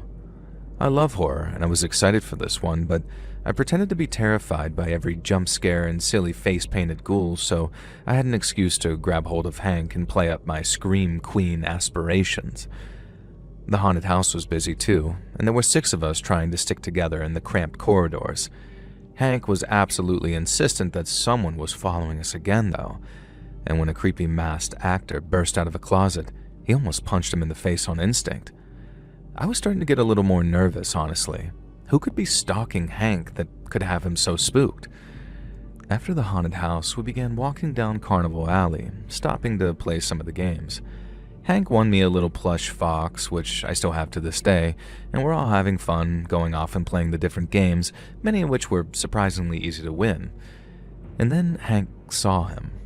A guy with spiky, iced blonde bleach hair, wearing a Korn t-shirt, these sort of punk jeans, and weighing probably at least 250 pounds. "It's him," Hank said. I knew it. Now his face had gone almost white. What? Who the hell was this nerdy-looking guy, and why was my jacked boyfriend acting like the devil himself was on his tail? Hank said that he had to tell me something important. He grabbed me and gently pulled me into the alley between 2 of the carnival game tents, and he held my shoulders and looked me in the eyes. His expression was grave, to say the least, and I swear to God it looked like he was about to confess a series of murders, and instead, he said something I could have never predicted. I'm a professional Warhammer 40K player," he said. "Like, at a national tournament level." He stared at me like he expected me to spit in his face or slap him or something. And then I was like, "Oh, my younger brother would love to talk to you about that. He plays the other one, the fantasy one. I help him paint them sometimes. So wait, what's the panic here exactly?" Hank looked equal parts relieved and terrified. Later, he'd admitted to me that he was worried that I'd think that he was a loser and a dweeb if I knew how into Warhammer 40K he was. And okay, yeah, he is really into it. Even when he told me that night, I didn't quite understand the extent of his involvement. All those weekends when he'd said that he was off on some hunting trips or had tournaments or training, most of it was Warhammer tournaments. And so he wasn't lying, but like, the guy was an almost pro-level college football player. I didn't know that he even had the time to play tabletop strategy games. But I found it kind of hot, honestly, and it later made it easier for me to admit to him that I collect American Girl dolls from time to time. We all have weird hobbies, right? But none of this is scary. My boyfriend is a national Warhammer 40K tournament champion isn't the horror twist that I brought to you today. The horror twist was that when he told me that the guy that he'd kept seeing was the guy that he'd beaten in the finals he won over the summer. Finals that took place halfway across the country. An opponent who lived even further away than that. A guy who'd been sending him messages online ever since, acting like a salty little man baby saying that he cheated and his army was OP and he only won because he was attractive. Is that even a thing in Warhammer? And that one day he'd find him in real life and show him what real combat was. Now, I maybe didn't take this quite as seriously as I should have because I'd seen the guy and I knew my boyfriend, and if it came to it, I was pretty sure that my boyfriend could one-punch this fool into oblivion, and so I proposed an idea. Let's make him even more mad, I thought. Hank was hesitant about this because he's a soft baby sweetheart, and I asked him if he was 100% sure that this guy was the Warhammer opponent, and he said yes. Now I led him by the hand out into the carnival alley and saw the guy. He was glowering at our friends standing by the shooting range, and I walked over with Hank and said, loud enough to be heard, "I can't believe you were worried that I'd think that you were a loser for playing Warhammer. Like this chump, for example, looks like he plays. I bet you could take him down in round 1.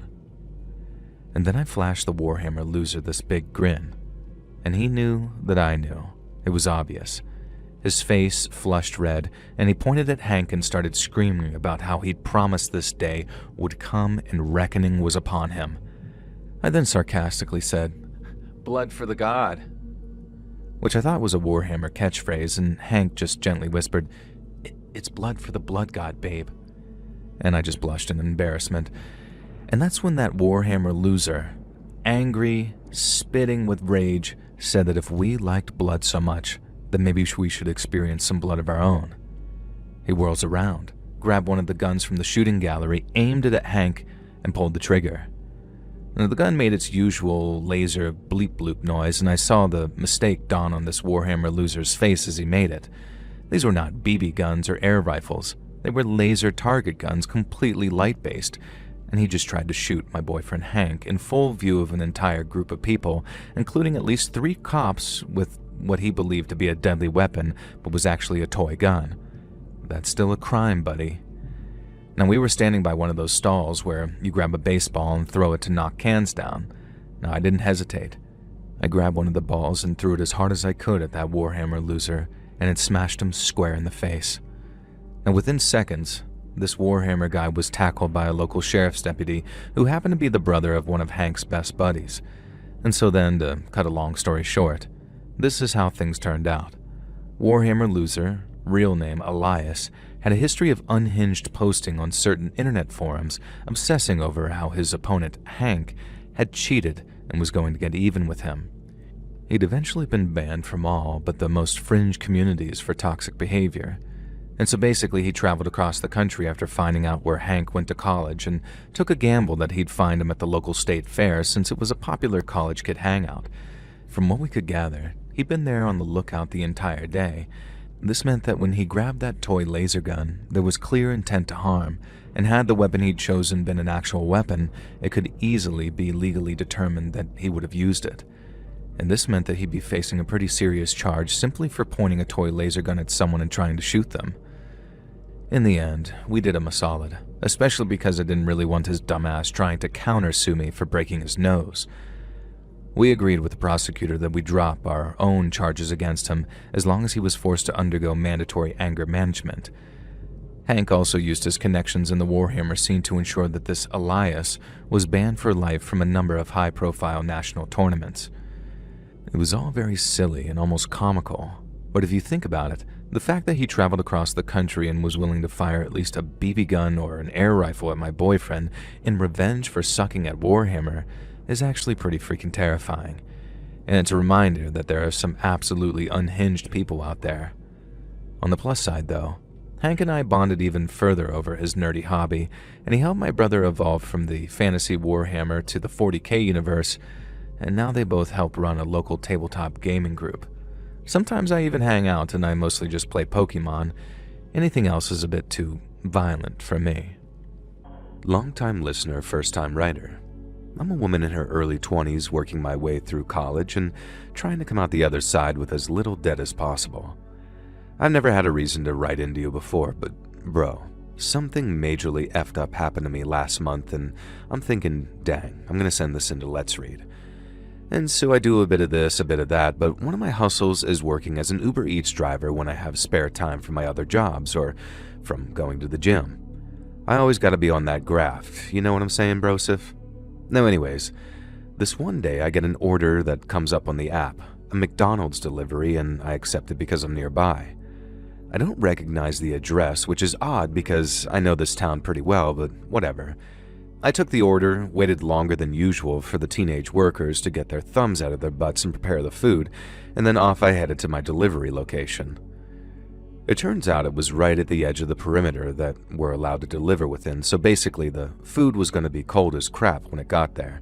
And still, not my problem, I thought. They ordered it knowing the expected delivery time, and that's what microwaves are for. Now, I only say this because the further I got from the McDonald's, the more run-down and grody the neighborhoods got. We started in a sort of run-down urban area in the first place and then drove through a suburb that looked like it had been cursed by the demon of poverty itself. It kind of looked like the way movies portrayed Detroit when they're trying to emphasize how bad it can be, but also maybe even more abandoned.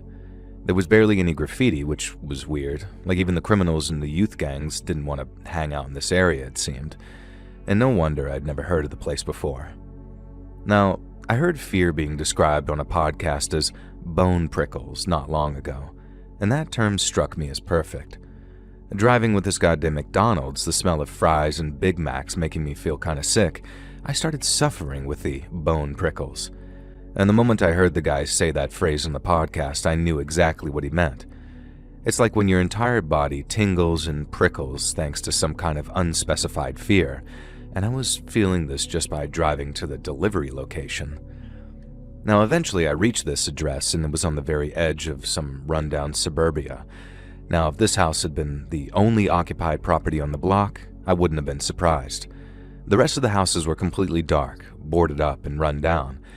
This one house had light spilling out of every window and chill, relaxing music playing loud enough for me to hear as I pulled up to the curb outside. Some kind of pop punk or something kind of fun. Now, I manhandled the bag that keeps the food warm, although with how long it had taken to arrive at that location, I didn't have much faith in their fries being hot anymore.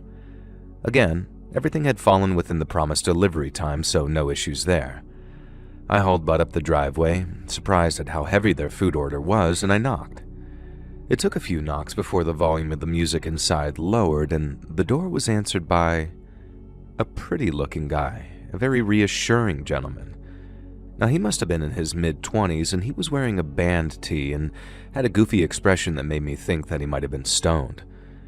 Now, I explained that I was there to deliver the food, and he yelled back in the house that some chick was here with the McDonald's had anyone ordered any food. I explained that that was a pretty large order, so maybe it was for a bunch of them, and he seemed pretty confused by this. Now, he said that there was only 3 of them in the house and they'd recently gotten a delivery pizza, so he couldn't really explain who'd ordered the McDonald's. I showed him the app and confirmed 100% that the address was correct, and he asked me to wait on the porch while he went and checked with the rest of the guys, and so I was just stuck standing there while I heard vague noises from within. Muffled voices turned into banging and almost shouting, and I began to feel that bone prickle again. Eventually, this goofy streamer reappeared at the front door. Now remember, I still had the food in the thermal bag at this point, and he apologized profusely, saying he was an idiot and the other guys had ordered McDonald's as well as pizza, and everything was all good. However, just as I started to unzip the bag, he told me to hang on because they wanted to offer me a tip.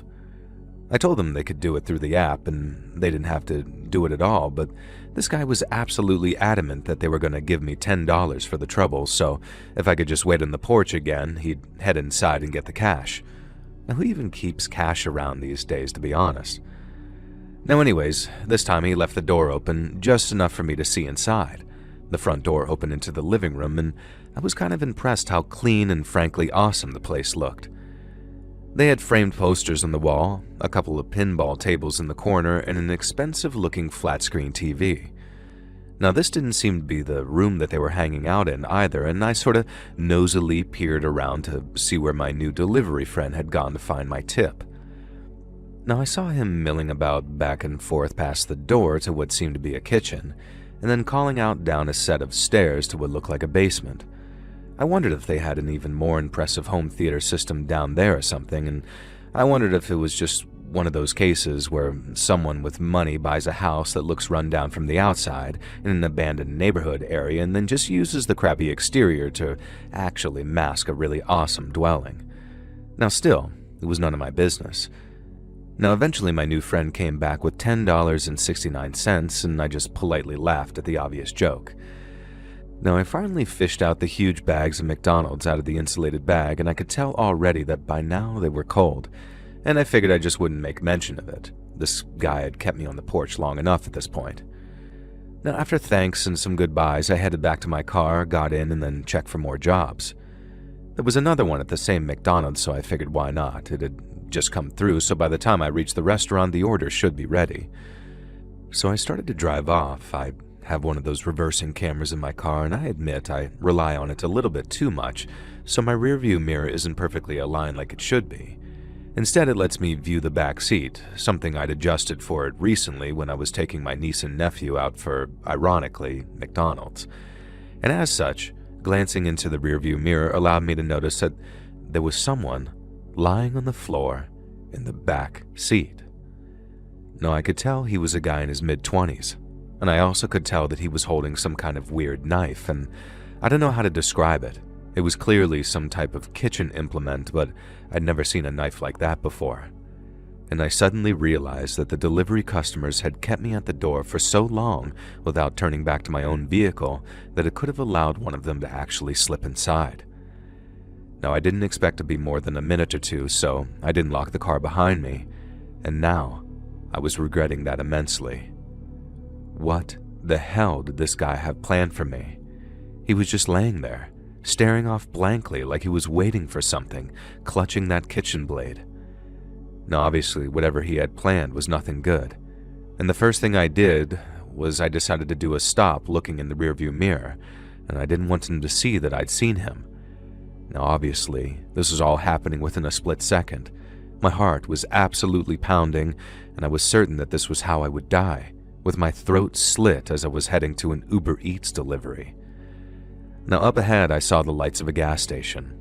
I kept my speed normal and I didn't allow myself to react at all, and then moments before I reached the turning into the gas station, I shot forward, screeched into the parking lot, leapt out of my car, and then ran into that gas station. Now, I must have sounded like some crazy woman, yelling how a delivery customer stoner McDonald's order guy was hiding in my backseat and had a weird knife, and I didn't know what he had planned, and blah blah blah. I was just trying to explain the events and my theory and how I thought the delivery customer had distracted me, and I was almost telling all of this at once. Now, the clerk, an older man, looked at me like I was on meth, understandably so, and then started to ask me to explain everything again. However, he kind of froze and his mouth was now hanging open, then I followed his gaze. An absolutely ridiculously tall man was kind of unfolding himself from my back seat, and we watched as he fled into the darkness of the night. Now, bear in mind, this was on the edge of the suburbs, so he fled into some kind of forested area, and from the expression on his face, I couldn't even claim to this day that he meant me harm. It almost looked like he was petrified too. Of course, that didn't stop me calling the cops. They got to the gas station really fast and searched the nearby area. They did, in fact, find a knife nearby. Apparently, it was some kind of fish knife for sushi, but it had nothing on it. When they paid to visit the delivery customers, they were just as baffled as I was. Everyone was accounted for, which they could prove, and nobody who lived there matched the description that I gave of the guy who'd crept into my back seat. Now, I never did find out who he was or what his motives were. I didn't quit my delivery job or anything silly like that. I just took to actually locking the car door whenever I stepped out to make a delivery, regardless of how brief I thought it would be. And I always check the back seat no matter what. Something tells me that the guy hiding out in my car didn't mean me harm, but the look of fear and alarm on his face as we watched him flee makes me think that someone out there would have done us more harm than I can even fathom if they'd found it. It's one of those creepy mysteries that I'm grateful didn't turn into an unsolved murder and has finally given me something to write into you about. But like they say, be careful what you wish for, because I feel like this was a cautionary tale where the lesson is that it's far better not to wish you had a scary story to share with internet people.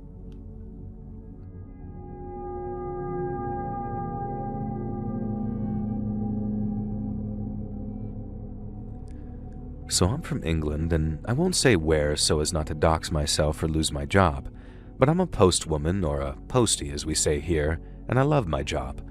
I work a rural route, and I've been on the same route for years, thanks to some pleading and a friendship with the head postmaster. Normally, posties get shifted around all the time, and so I kind of know everyone on my little route, at least everyone who makes themselves known to me anyway. There was Stu, a mature student who would always be waiting at the door whenever the mail came and shared his latest work on marine biology with me. I hadn't started out as being remotely interested in marine biology, but Stu had mentioned a few things in passing and I'd been hooked, pun intended. Now there was old Mrs. Rader, who always seemed to have some insane medical ailment which she'd relay to me with the greatest of glee, and I became convinced that she was a medical miracle. And then there was the Four Bottoms, an extremely flamboyant glam rock band by night and a middle-aged polycule who enjoyed cardigans and gardening by day. And then there was Joe and Joanne, two twins with rich parents who often got Amazon parcels in the mail, and I've never seen two kids who were more spoiled but more grateful for everything they'd got. Now the one guy I never got to know was Farmer McKay, the allegedly grouchy postman-hating farmer who lived in the small holding on the outskirts of town. Now to call it a farm would be extremely generous, but it did have a few goats, a couple of sheep, a pig, and some chickens, and it was also filthy, even by farm standards, and as far as I know, he made an entire living selling eggs and milk to locals. Now I gotta admit, I prefer Sainsbury's. Now one day, for the first time in about 6 years of doing this route, I was shocked to find that I had a collection for McKay's farm. Not everyone knows this, but you can book Royal Mail to collect parcels, often for free, instead of having to take them to a post office. McKay had booked a free collection with instructions absolutely not to knock and disturb him, but instead find the package in an outhouse which he kindly uploaded a picture of so there was no mistaking it. Now I made sure that I wore my wellies that day, as I didn't fancy wading across the sludge that McKay called a yard. It turns out I made the right call because the mud leading to the safe place outhouse was almost up to my ankles. When I opened the outhouse, I was met with a smell that almost made me gag. I didn't even want to look at what else he kept in there, but thankfully the Royal Mailbox was visible right at the front, so I grabbed it and headed back to my van. Now halfway back to my vehicle, I noticed that the parcel was leaking. Real disgusting, foul-smelling liquid dripping out of the bottom of the box. Well, there's absolutely no way that I can take this as a collection for a million reasons. And now, I also couldn't just abandon it, which meant that I had to break his cardinal rule and go knock on his door and tell him that, unfortunately, I couldn't accept his collection. Halfway between my van and the front door of the farm, the package I'm carrying sort of collapses inward. The bottom falls out and the contents spill all over my bottom half. Now let me tell you, I've smelled some bad smells in my time. Before I became a postwoman, I was a nursing assistant in my late teens and early 20s, and there was this one old lady that I treated who I would swear had death himself living in her nether regions. This made that smell like flowers and cinnamon. It was a pile of rotting, liquefying organs, and now it was covering as much of my legs and torso as it managed to besmirch. I dropped the destroyed parcel and threw up there and then, which really didn't help matters. And now I was kind of mad at Farmer McKay. There are extremely strict rules about what you can and can't mail in the UK, and rotting, liquefied offal is definitely a forbidden item. I didn't even need to check the handbook to know about that. But then I started looking at all that stuff. Maybe my imagination was running away from me, but I was sure that I could make out part of a human spine among the gore. An eyeball winked out at me, clearly fresher than some of the other unspecified parts that covered me, the ground, and everywhere. Now I suddenly got this idea that McKay was trying to use the postal service to hide evidence of a crime, and standing out there in the open in the center of this small holding in the middle of nowhere, I suddenly felt very vulnerable and exposed. At this point I didn't know what to do. I was convinced my colleagues would give me absolute crap if I fled the scene, but I started picturing Farmer McKay hiding behind a curtain, looking out one of the windows, a cocked shotgun aimed right at me. And so I kind of ran toward the main house. As the front door began to open before I even reached the porch, I wondered if I'd made a terrible, terrible mistake. But the man who stood on the doorstep wasn't Farmer McKay. I could see the resemblance, but he was a much younger man, and as he took in the sight of me covered in those organs and trembling in fear, I could see genuine guilt and regret on his face. He didn't invite me inside. You can hardly blame him. I was dripping in unspecified corpse juices. But there on the doorstep, he explained that Farmer McKay had been taken away by doctors the day before after increasingly strange and erratic behavior that had gone unnoticed by his family. He apologized profusely for the parcel collection being overlooked because they should have known that something was awry. McKay never sent packages. I was severely shaken, not least because I couldn't face the idea of getting in my beloved post van covered in this. And thankfully, the grandson, as that's who he turned out to be, helped me hose off the worst of it before I headed back to my van. It's what I saw in the back that really caused this to be a scary story, though. I made the mistake of glancing into the dilapidated barn as I trekked across the mud to my post van, and I only caught a quick glimpse because I looked away as quickly as possible. But no matter how many hot showers I took to wash off all those juices and the gore from my body, I can never scrub the sight that I saw from my mind. In the barn, Farmer McKay had piled what were presumably all of his animals. I couldn't make out which species they were. They'd all melted into one festering, indiscernible pile of corpses. A number of empty cardboard boxes sat nearby, and I can only assume McKay planned on shipping the remains of his animals to various places. To this day, it drives me mad that I never checked and don't remember who the recipient of the original parcel was. I have no idea what his motive was for mailing these liquefied parts, and I guess that's partly the problem with whatever was wrong with him, dementia or whatever had befallen him. It doesn't make sense. He could have been aiming for revenge on his enemies, and he could have believed that he was shipping genuine prime cuts to customers of his farm. Either way, I'm not sure I ever want to know.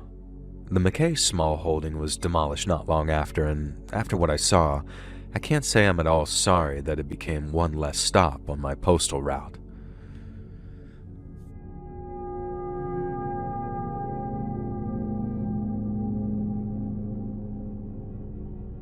So I'm not much of a storyteller, so I'll try my best here, but I've always wanted to try my hand at putting this story down on paper. In the early 90s, I was a bicycle courier for a local mom-and-pop pizza joint here in New York City. I got the job while I was still in high school, thanks to my dad being a regular customer at the store and getting to know one of the owners, the husband, who we'll just call Pop Soul. Pop and Mama Soul ran the pizza joint and had been running it for as long as I can remember. It had been my favorite pizza place ever since I was a little kid, and I'd even had a couple of birthday parties there, even though I was only really designed for a handful of dine-in customers. And then beyond that, it became a staple that every birthday, same for my sister, we'd get copious amounts of Soul pizza pies. That's not to mention the pizzas we'd get just because, good God, once you tried Soul's pizza, nowhere in NYC compared. Now, my brother, who'd left home by the time I was 6 or 7, never seemed to eat at that pizza place, and when I asked him one time, he just said that he wasn't a fan of a lot of things about them, quote-unquote.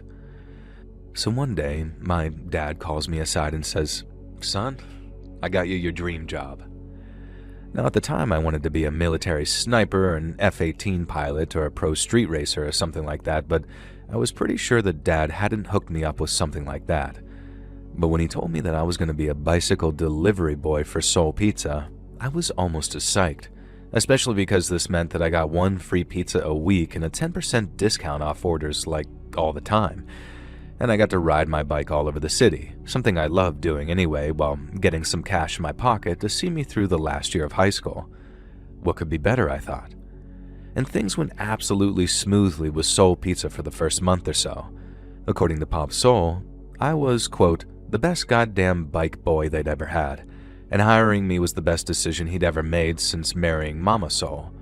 And considering he had kids and had no doubts made other major decisions since then, I wasn't sure I believed all this praise, but I wasn't going to argue if Pop wanted to keep me sweet. Now, the free pizza was a kicker too. The first couple of weeks I was too shy to ask for anything but a margarita, but then one day Pop says, "Come on, son.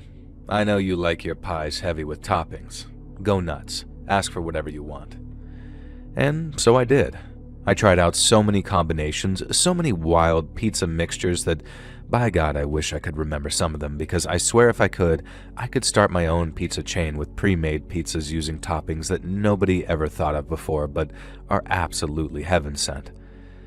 Now, unfortunately, the events that happened a few months into my time at Soul's Pizza kind of made me forget everything that had gone down, other than the incident. Now, I still remember the fateful order that kicked everything off, though. It was a double pepperoni with extra cheese, side order of garlic bread too, and the delivery address was downtown, somewhere I wasn't familiar with, but I checked the location on a map. Yeah, no MapQuest or GPS or whatever was back then, and I figured that I could get there pretty easily, so I loaded up the pizza, leaped on my bike, and headed toward what I thought was the optimal route to my location. It turns out the location was a series of warehouses, and I should have realized something was wrong then and there, although it wasn't entirely unheard of that we delivered to places of work or other odd locations.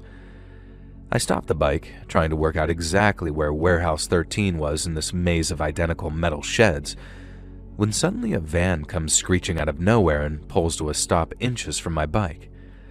Now, I'm just kind of left confused at this point, so much so that I don't react when the four masked men come bursting out of the back of the van and just full body snatch me off of my bike, each of them grabbing a limb to stop me from thrashing and then throw me into the back of the van. Now, stupidly, I remember that the first thing I yelled was that, "Hey, there was a pizza on that bike," and it was going to get cold and had to be delivered before the 35-minute delivery promise was up. Now, one of the three masked men who'd climbed back into the rear of the van with me seemed to find this crazy hilarious and couldn't stop laughing. And I guess the fourth man had gotten into the front passenger seat because another of the guy's open palms slapped the dividing wall, indicating to the driver that we should head off. Now, I winced as I heard the sound and felt the crunch of my bike being run over as the van drove forward. And the next thing I know, I felt a little prick on the side of my neck. One of the guys had shot me up with something, and it only took a minute or two before I was fully out. Now, after being completely blacked out, the next thing I knew, I woke up in what appeared to be a basement. It wasn't some dirty basement, though. It appeared to be at least carpeted and somewhat high quality, which for some reason I found reassuring in the moment. A couple of the men were there too, and at no point did they remove their masks, which I knew from watching way too many action and spy movies might actually be a good sign. Now, they barely spoke to me, but told me that I'd be fine as long as I just shut up and stayed put and did anything I was told. I spent the next 3 days in that basement, and I'd be lying if I said that it wasn't hell. Although the constant fear that they could turn on me and kill me at any moment, it was just kind of a buzzkill. Now, I was given 1 meal a day and a glass of water whenever I asked for one, and I was also escorted to the bathroom in an adjoining room whenever I asked to go. Now, it was the 1 meal a day that had me curious, though. It was pizza. Every meal was pizza. And not just pizza, but pizza from another rival mom-and-pop pizza restaurant a few blocks over from the joint I worked at. Now, naturally, I assumed that this was some pizza parlor gang turf war, and I couldn't have been more wrong, though. Being fed pizza from the rival joint was just the kidnapper's idea of a joke, I guess. And so after 3 days of being vaguely threatened with death but treated bizarrely well, I was shot up again with whatever knocked me out the last time. And the next thing I know, I'm lying on the sidewalk outside of Soul Pizza. My old place of employment was now boarded up, with crime scene tape covering a number of the boards. Eventually, after pulling myself together and heading into a pharmacy to grab some Tylenol, bizarrely the kidnappers had dropped me off with $20 in my shirt pocket, despite the fact that I was carrying no cash when they grabbed me, and I made my way to the local police station. And then I told them everything, how I'd been grabbed, how I'd been strangely well treated, and how Soul Pizza was now closed down. Now, the desk sergeant was really weird and strange when he responded. Like, I really had to encourage him to take the details of my story down. And eventually he did so, going through the motions, but then he gave me this sort of knowing look and told me that I should count myself lucky, because the people I worked for, the lovely elderly couple who had been a pizza joint staple since I was a kid, were not good people at all. He then explained that there had been a police raid while I was kidnapped, and wasn't that weird and lucky that I hadn't been caught in the crossfire and ended up safe. And then he asked me to pass his regards to my much older brother, who himself was a cop working vice at another department. Now, it was all incredibly baffling and strange, at least until I spent some time thinking about it. You see, I'm pretty sure that the guys who kidnapped me were the cops, doing a favor for my brother, and I think he'd want to ensure that I wasn't wrapped up in all of that. And so instead of doing what any sensible brother would do by taking me aside and explaining things, he had his cop friends kidnap me and scare me half to death as a way of ensuring that I didn't accidentally get shot and killed. And that's the best case scenario I can come up with anyway. Everything else results in me coming even closer to almost dying, and that's all too hard to comprehend. My brother has sadly passed away now, so I can't ask him, but I'd like to think that he was my guardian angel that day. Otherwise, it was mere luck and the grace of God that prevented me from losing my entire life over becoming a pizza delivery boy from my favorite childhood restaurant.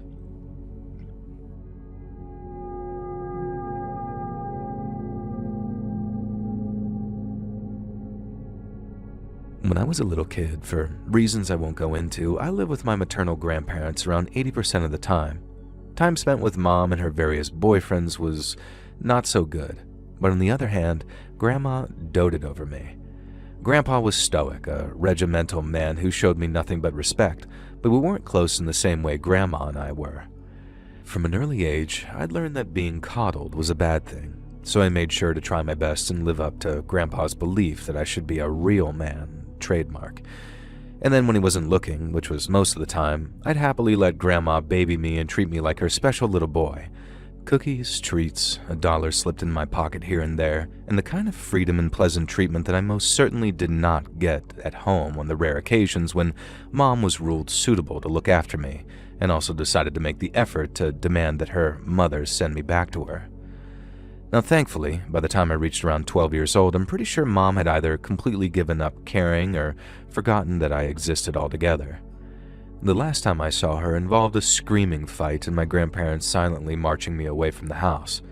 I haven't seen or spoken to my mother since in 10 years, and I'd be lying if I said I regret it. Everything with Grandma and Grandpa was like a dream compared to my upbringing. Like I said, as an ex-army guy, Grandpa could be a bit regimental, but I never actually got to see him act out any of his warnings. I think he just felt like he should make vague rumblings about being a strict father figure. Honestly, the idea of disappointing Grandpa and not growing up into a good, clean, classic man was enough to keep me on the straight and narrow by itself, but maybe that's just who I was, a very regular, normal guy. Now, one of my favorite activities with Grandma was the Christmas card run. There would be no mailing Christmas cards with Grandma, at least not to anyone within a 40-minute driving distance of our home, and Grandma and Grandpa were both extremely popular figures in the community, so they had a pretty extensive Christmas card list. Right up until my early teens, I used to get genuinely excited about doing the Christmas card rounds with Grandma in early December, and it really felt like the season had truly begun. I loved it, right up until the time I stopped loving it anymore because we both almost died, purely for delivering Christmas cards. It was a crisp, cold morning, the kind that you don't mind being cold because it feels like Christmas is in the air. We were headed to the third delivery of the day. This year, we had so many cards to hand deliver that we set aside that Thursday and Friday. The recipients were an elderly couple, older than Grandma and Grandpa, who they went to bingo with and occasionally got together with, along with a few other couples from that social circle. I forget their names now, bizarrely, but we'll just call them the James couple. Now, Mr. James was one of those quiet, balding, bespectacled guys who Grandpa had told me, almost disapprovingly, was into model trains and bird watching. He'd never served in the army due to a bum knee. Again, something Grandpa told me, although this time he almost said it with regret for the man, like the fella had missed out in life by not having dodged bullets and Nam like Grandpa had. Now, Mrs. James was known as something of a firecracker, and more than once she'd accused newcomers of cheating at bingo and woe-betide anyone who promised her bottles of baked goods for various sales and raffles and then didn't end up delivering. And the plan was just to walk up to the front door, slide the card through the mail slot, and then leave. Sometimes we'd knock and spend 5 minutes with Grandma shooting the breeze. But the Jameses weren't really small talk material, just friendly enough to be on the Christmas list. We had just reached the front door when an ear-splitting crash rocked my world and the door splintered outwards. I dove left, Grandma dived right, and it's a miracle neither of us were hit. We were both disoriented from the sound of the shot, which left us with a kind of disorienting tinnitus. and over the din we could hear Mrs. James yelling, seemingly at Mr. James about the hussy he'd been seeing. More shotgun blasts could be heard from inside the house, and Mr. James was arguing in an almost infuriatingly calm voice that Mrs. James needed to be reasonable about this and understand that men have needs and that she meant nothing to him. Now to this day, I have no idea why Grandma didn't just force us to hightail it back to the car, but she always was a bit of a gossiper. Instead, she encouraged me to crouch down, hidden behind a brick wall, and we listened as the James couple argued with each other, punctuated by shotgun blasts that didn't seem to come close to hitting their targets, but were shooting splinters out of the wooden walls, blowing out windows and all sorts of stuff. Now, how Mr. James had the absolute balls to face down his obviously insane wife, I'll never know. All I can assume is that he was somehow 100% confident that she wouldn't shoot him.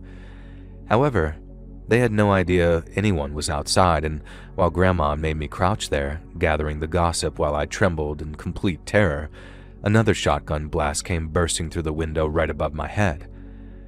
Now, a piece of the buckshot even clipped my ear, I think, and I started screaming, thinking I'd been shot. And that's what shook Grandma out of her lunacy. She had to get her grandson out of there, and get me out of there she did. And with superhuman strength, Grandma swooped me up over her shoulder and power ran toward the car, successfully managed to open the driver's side door and throw me through in one fell swoop. And then she dived in behind me, and finally, we drove around the block from the James's house. Now, these were the days before cell phones, but thankfully someone had called the cops, and suddenly screaming sirens and lights came charging down the street. Grandma said that that was our cue to leave because we had too many cards to deliver and not enough time to give a statement to the police. And besides, they never even know we were there. A long story short, I had nightmares for months afterwards about delivering Christmas cards that blew up in my hand. Mrs. James was charged with criminal damage, neglect, and mishandling of a firearm, but received a suspended sentence. This was aided by the fact that Mr. James did not press charges, and in fact the couple stayed together after all that ordeal. Grandma and Grandpa avoided them as best as possible at bingo, though, and did not socialize with them anymore. They never admitted to the couple that we'd been there that day, and frankly, I'm glad because I'm not sure that I could have stomached having to face Mrs. James again as she tried to apologize for almost accidentally killing us. We still continued delivering Christmas cards together for the next few years, until my high school studies meant that I was a little too busy to spend as much time with Grandma. But I'm happy to report that after that insane shooting incident, Grandpa removed the James's couple from her Christmas list, and we never had to deliver to them again.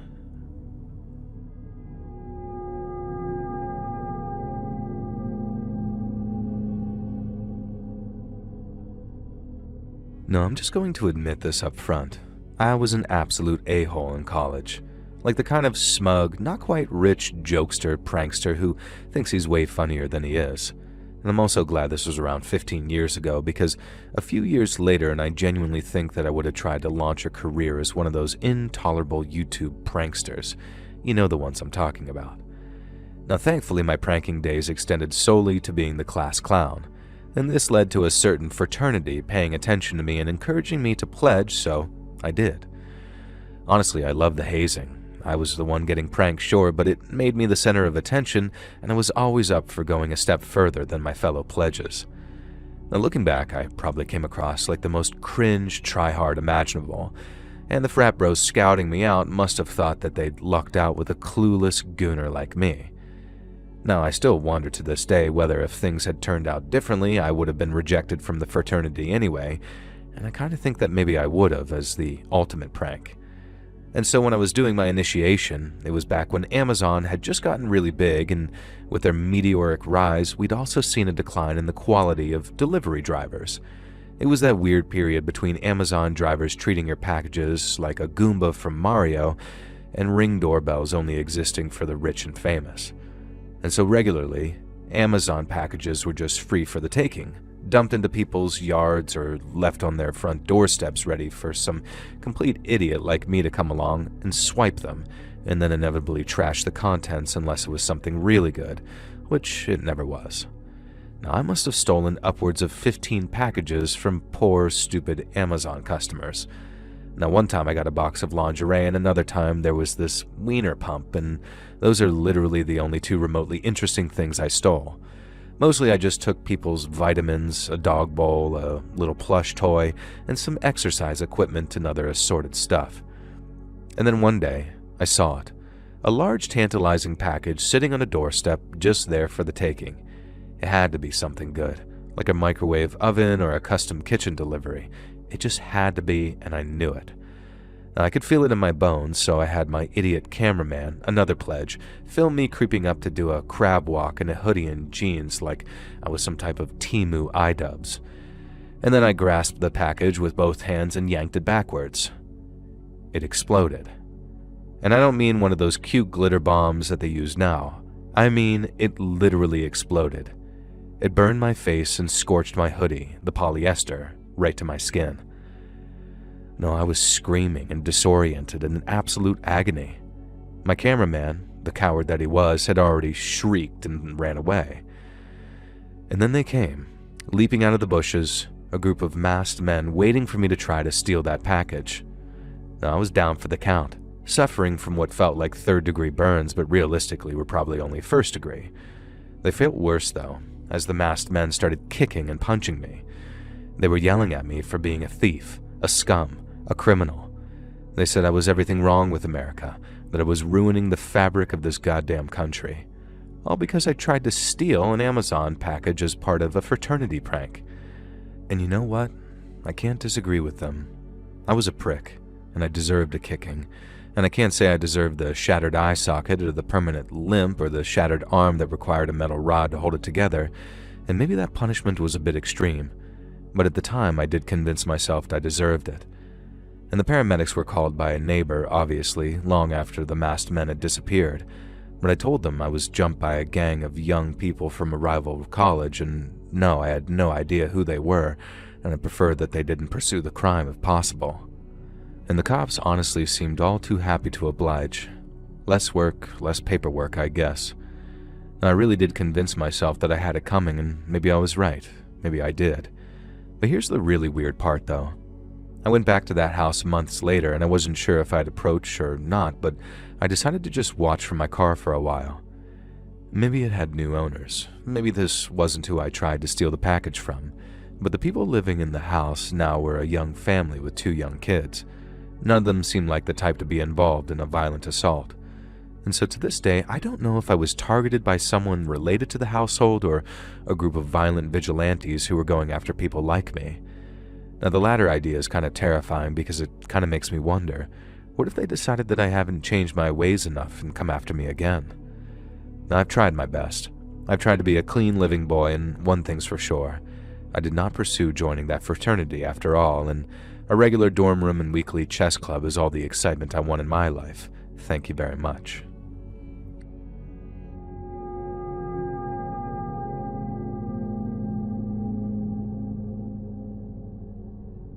I'm a long-haul trucker, proud partner in my 18-wheeler Lucy, and I have been for approximately 18 years. This story I've got to share is from my first few years on the job when I was still a little youngling, excited by everything and not yet world-weary, as they say. I love the CB radio for one, and I'd always have a chat with fellow drivers if anyone was acting particularly talky on a given night.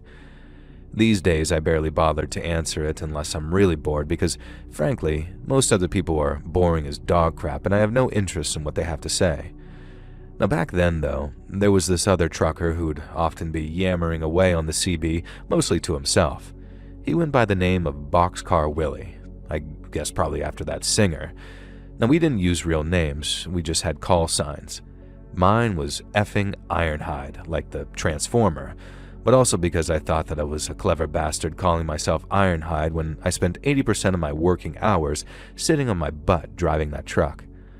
Boxcar Willie isn't hugely important to the story, but he is important, so just bear with me. Now, when this all began, me and Boxcar Willie were chatting away about some of the dumbest crap imaginable. Aliens, Bigfoot, chupacabras, all that kind of stuff. And to this day, I don't know if he was screwing with me, but Willie claimed that not only did he believe in all of this stuff, he had evidence of it in the remote trailer he lived in when he wasn't off trucking. Occasionally another trucker would chime in to let me know that Boxcar Willie was full of dog dew and he was just winding me up. But Willie played it dead straight. He swore blind that he'd come face to face with Bigfoot one time when he'd had to stop for that hairy fella in the middle of the dark mountain road. But Christ, who knows? The point is, all this talk about Bigfoot and cryptids for some reason made me hungry as hell, so when the next rest stop sign lit up, I decided that I was just going to pull in and get myself the biggest hot dog man has ever seen, or at least the biggest one that the gas station sold. So that's exactly what I did. The dogs had clearly been cooking on that spinning grill for way longer than is healthy, and they looked about as appetizing as a shrunken head, but I didn't care. I got 2 of them. Piled them ass-high with onions, mustard, and ketchup, and then threw in one of those crushed ice slushies, a huge one, and fumbled my way back to my truck. I pulled out of that rest stop and proudly told Boxcar Willie and whoever else was listening that I just landed the best pair of dogs this side of the Midwest. I may have been exaggerating on that title a little, and weren't they just jealous?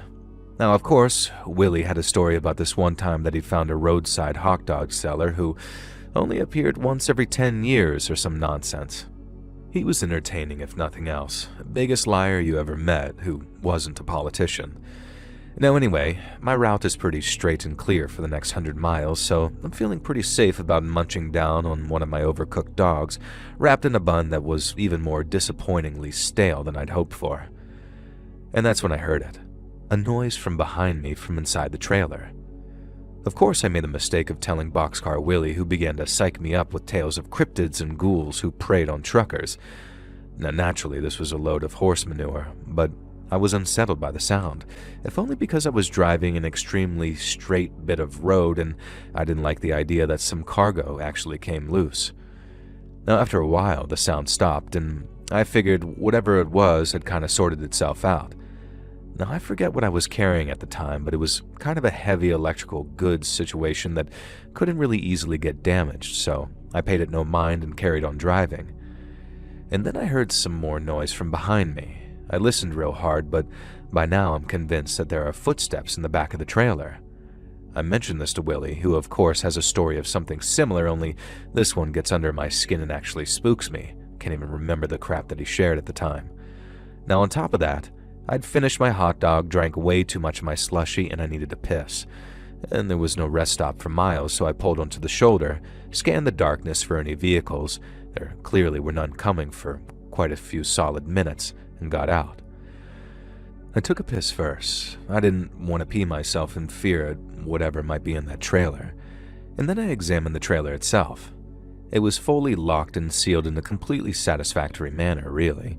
And the idea that someone had gotten in while I was getting my gross hot dogs was really unlikely. And yet, I pulled open the back doors of the trailer, about to yell gotcha, almost as a joke to myself, and as soon as I started to pull open those doors, they came flying towards me, and I had to leap backwards to avoid getting smacked. An absolutely deranged, elderly woman came leaping out. She was wearing torn-up jeans and an absolutely filthy bra. Nothing else. In her hand, she was gripping my X-Acto knife that I kept in the trailer in case I needed to slice through any of the plastic ties that kept boxes in place. And this woman, I swear to God, hissed at me and lunged at me, and with a strength way unexpected for a woman of seemingly her age. She shoved me onto my ass so hard that I had a bruised tailbone for a week, and then she swiped at me with that X-Acto knife, more of a warning than anything else, and disappeared around the side of the cab. Now, I'm not one to get knocked on my butt by anyone, let alone a methed-out granny, so I scrambled to my feet and headed to that cab. Instead of being long gone, the old woman was sitting in the driver's seat, munching away on my second hot dog, and a look of pure bliss is on her face. I slammed the driver's side door shut, locked it with the fob from outside, and then called the cops. Thankfully, I did actually have service. And it took them over an hour to show up, during which time I watched as the meth-head grandma ate my hot dog, finished my slushie, and then just fell asleep behind the wheel of my 18-wheeler. And when the cops finally got there, they picked her up. They couldn't get any straight answer out of her about how she'd gotten into my trailer, and she apparently couldn't even speak English at all. I checked the cargo and she'd done no damage to anything back there, so when the cops asked if I wanted to press any charges for assault, I just decided against that, so long as they made sure that she got the help that she clearly needed. Plus, I had a deadline to make and I was already a whole bunch behind schedule.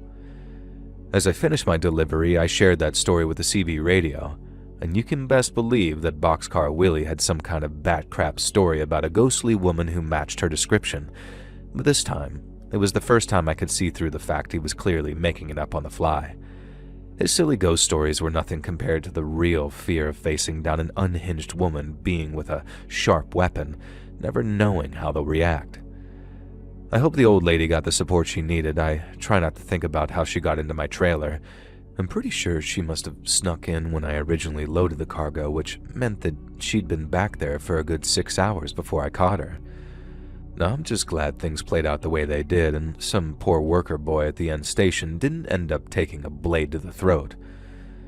Now, people are strange, scary, and weird, and that's why these days I keep to myself, and instead of spending all my time answering the CB, I've learned to appreciate the solitude that being a trucker allows.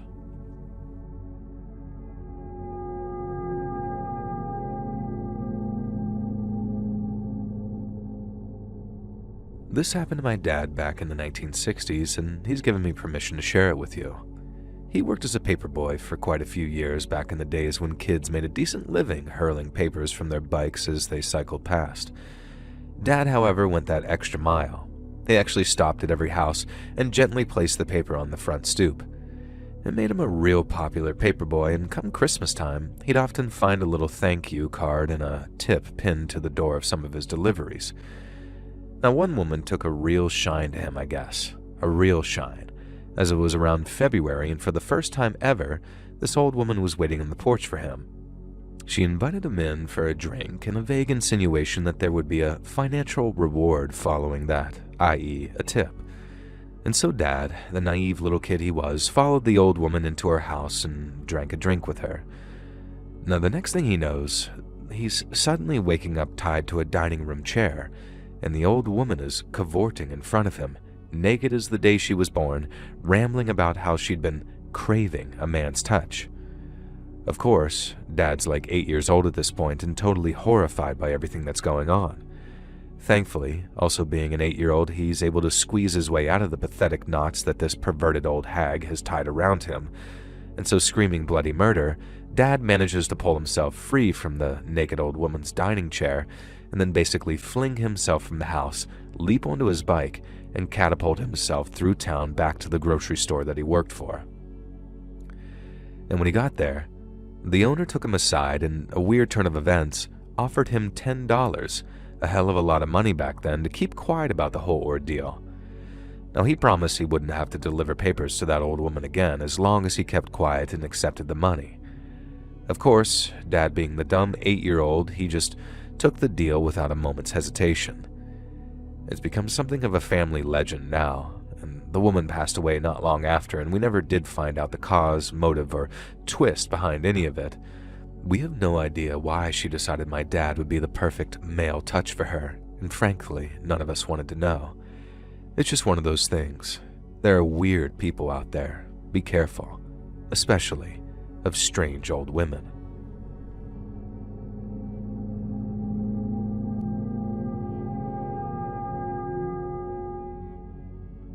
So something absolutely insane happened to me the other day, and I don't know who else to tell other than the cops, obviously, which I haven't done, and I hope you'll understand why.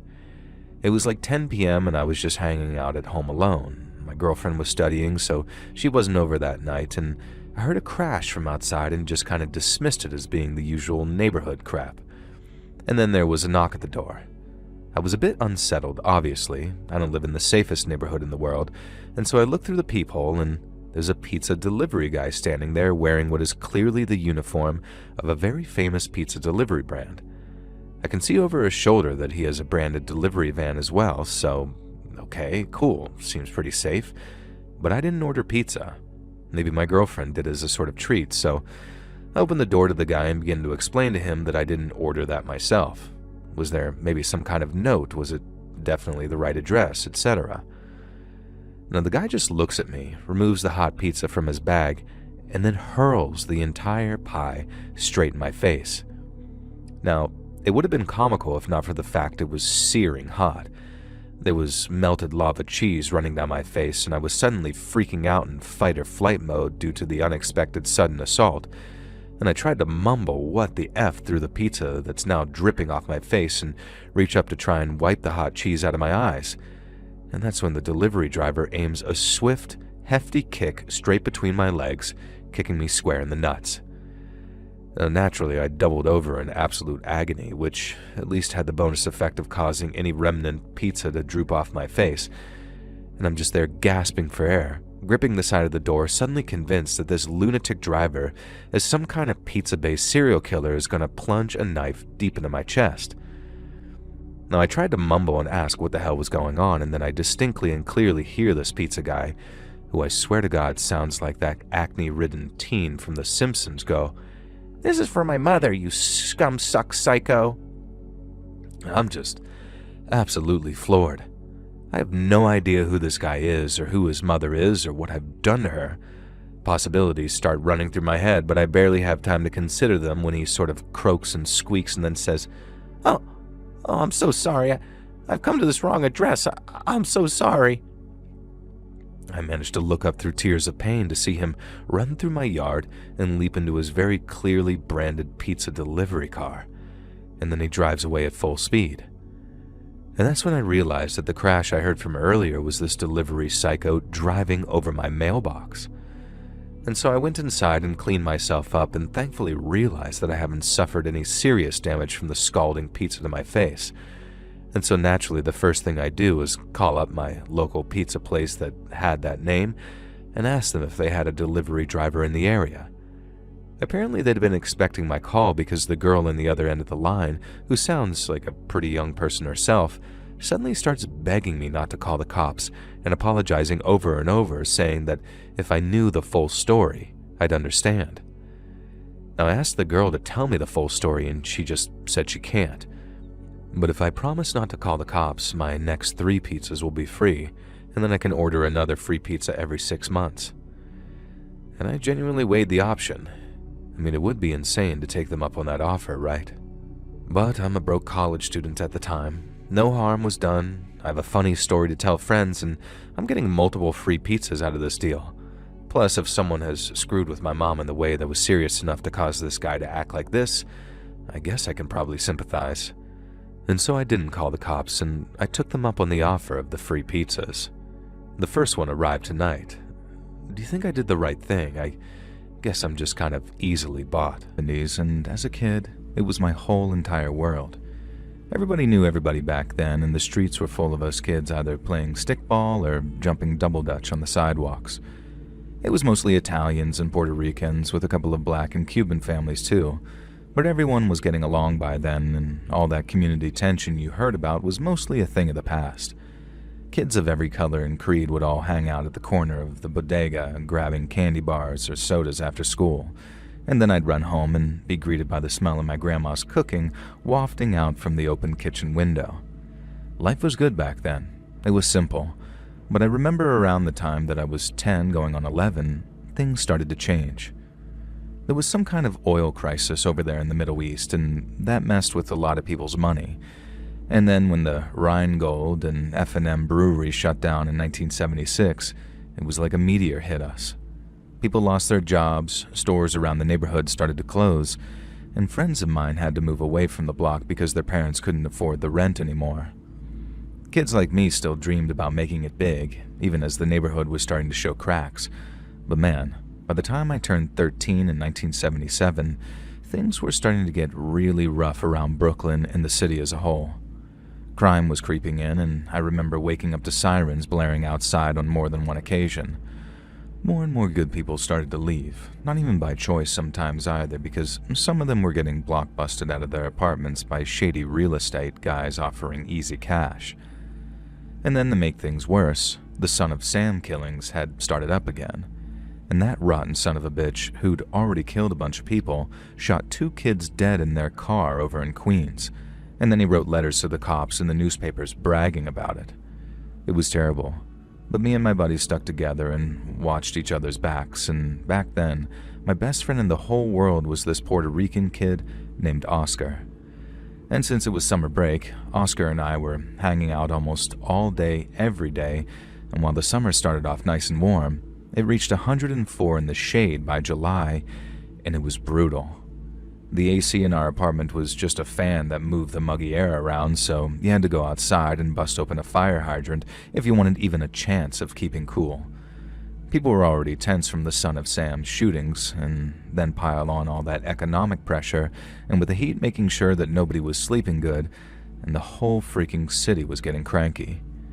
And then one Wednesday night, July 13th to be exact, I was getting ready to walk home from Oscar's place, where the AC actually worked, when something spooked the hell out of us. Things were different back then, I guess, and my mom didn't mind if I stayed late over at Oscar's place. She worked afternoons and evenings, so she didn't even get home until about 11 and sometimes midnight. And Oscar's dad worked night shifts, so he left the apartment at about 7:30. I used to leave around 9:30 to 10 because Mom always wanted me washed up and in bed by the time she got home. But then just as I picked myself up off the living room floor, the TV suddenly flicked off, along with every single light in the apartment. At first, when the lights went off, Oscar said something along the lines of, "Oh, but maybe Mom didn't pay the electric bill." But then when I looked outside, I saw all the power had gone out everywhere else too, and the only lights were those shining out from passing cars. And then it clicked. It was a blackout, just like the one back in the 60s that we'd heard so much about, meaning the entire city of New York was without electricity. Now, it was kind of exciting at first. It felt like something special was happening. We lit some candles, and then Oscar went looking for the small battery-powered radio his mom had stashed somewhere, probably for occasions just like that. And then once he found it, we tuned into WABC and then listened to George Michael, not the singer, another guy, to try to figure out what was going on. They were being powered by the generators they had over there, as were a whole bunch of other buildings, so they were able to talk to each other and relay information. And that's how we started getting advice, like turn off any appliances, and that we shouldn't use the phones, which were still working unless it was an absolute emergency. Both airports have been shut down and closed to air traffic to prevent crashes, and certain highways have been closed down too. We were all advised to stay indoors, stay safe, and wait it out. It seems crazy looking back on it, but I mean it when I say that there was this sort of block party atmosphere at first. People were coming out of their homes with flashlights, asking each other what was going on. Cars were cruising to a stop and doing the same thing. But all while kids were playing with their flashlights and people were laughing at how crazy it all was. Once we figured it was safe, Oscar and I stepped out into the street to get some fresh air. It was still pushing 80 degrees even at night, so it felt good to get out there feeling safe among Oscar's neighbors. I figured the best thing to do was to just stay put, like the radio said, so that's what I did. I was normally ready to hit the hay by around 11, but that night, the clock was coming up on midnight and I was just feeling wired. The street outside had already started to quiet down as people figured the best thing to do was just try and get some sleep. We had all the windows open and were still listening to the radio while we were wondering if we should also just try and get some sleep as well, and that's when we heard it. We heard the sound of someone yelling, and then glass breaking somewhere down the block. We got up and looked outside and saw people running around with their faces covered holding baseball bats and hammers and all sorts of stuff. And we couldn't really see them, not unless a car drove past with its high beams on, but you could sure as hell hear them as they shattered the glass on the storefronts and yelled stuff like, come on, let's go." We saw some people hauling away pieces of furniture, big bundles of clothes that they'd stolen, and even big hunks of frozen meat from where the meat market on Broadway got looted. It was all pure chaos out there. Sirens started wailing nonstop, and from every direction too, while cop cars and fire trucks raced by. But no matter how many we saw or heard, it didn't feel like there were enough of them, or like there could ever be enough of them for the job that they had at hand. It wasn't even like it was just looters anymore. There were all kinds of people down there, people drinking or people just out to break stuff just for the hell of it. I mean, it was scary to watch, almost like watching society fall apart right there in front of your eyes. And I remember we were looking down at this one group of guys, and one of them looked up and caught us staring. He yelled something about how we should have been in bed, and then he threw a glass bottle so hard it only missed us by a couple of feet. And after that, Oscar wanted us to stay inside, and I couldn't blame him. The radio was saying it too, that people in areas where there was violence should stay inside and stay away from any windows as well. We couldn't just sit there and listen to the radio, so we went up to the roof and looked up, and we saw flames licking up buildings along Broadway and other orange glows that dotted the skyline. It looked like the end of the world, honestly, and it sounded like it too. We heard gunshots echoing every now and then the sound of people screaming. The looting went on for hours too, and I later heard that a stretch of Broadway got hit hardest, with like 30 blocks of stores completely gutted. After we got bored of being on the roof, Oscar and I went back downstairs, but although we tried to get some sleep in his living room with the radio on, all the noise and the smell of smoke coming from outside kept us awake. The radio was crackling with reports about looting on Myrtle, riots breaking out in Bed-Stuy, and how the cops were completely overwhelmed in both areas. I remember how the radio man's voice got louder as he announced that they were smashing up the A&P on Broadway and setting whole buildings on fire. Oscar asked if I thought that they might come our way. I tried to act cool and shrug it off, saying that I didn't know, but my heart was thumping thinking about what would happen if the mob came towards us.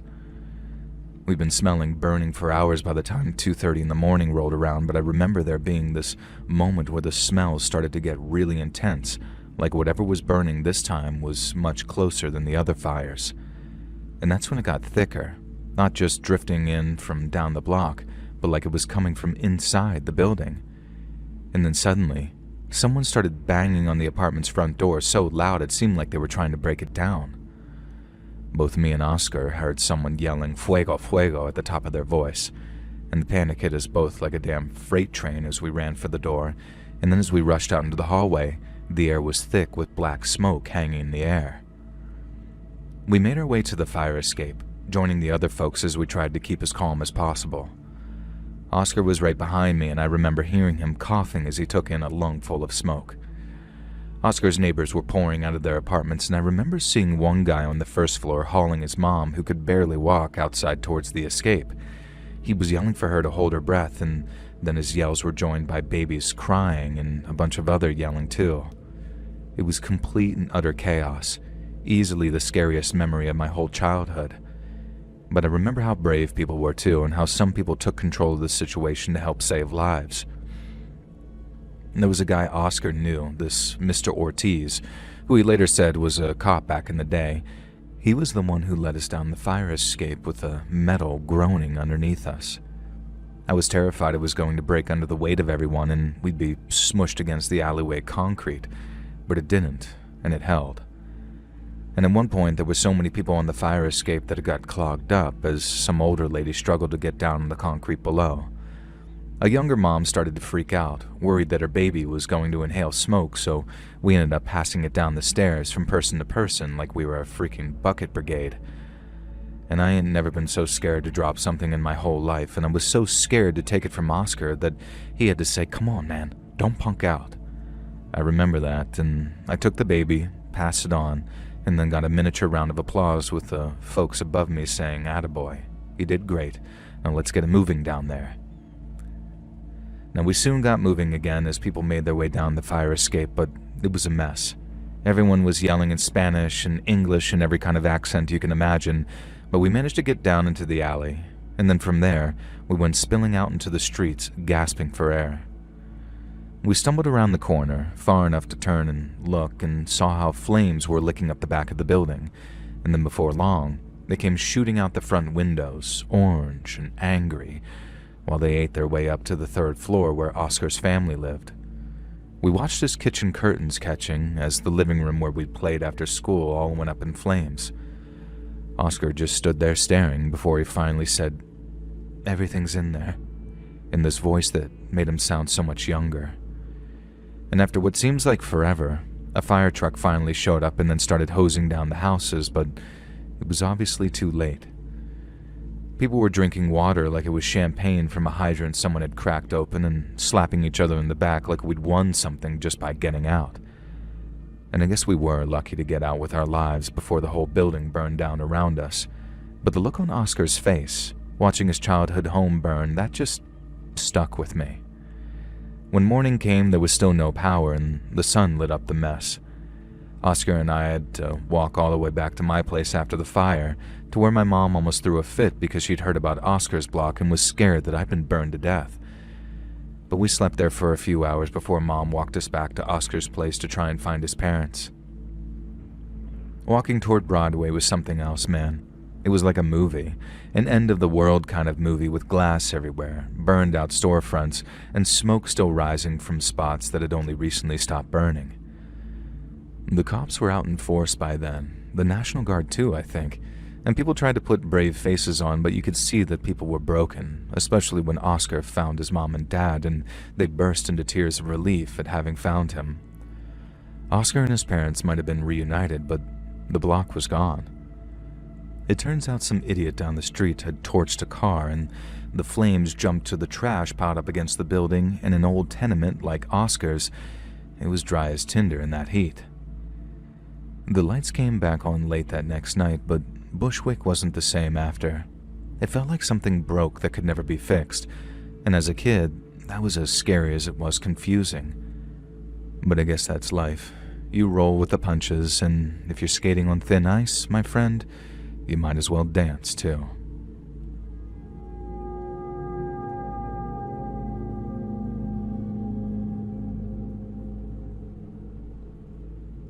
My name is Mariana, and although I live in Argentina these days, I'm from Venezuela, and I grew up there during the 2000s.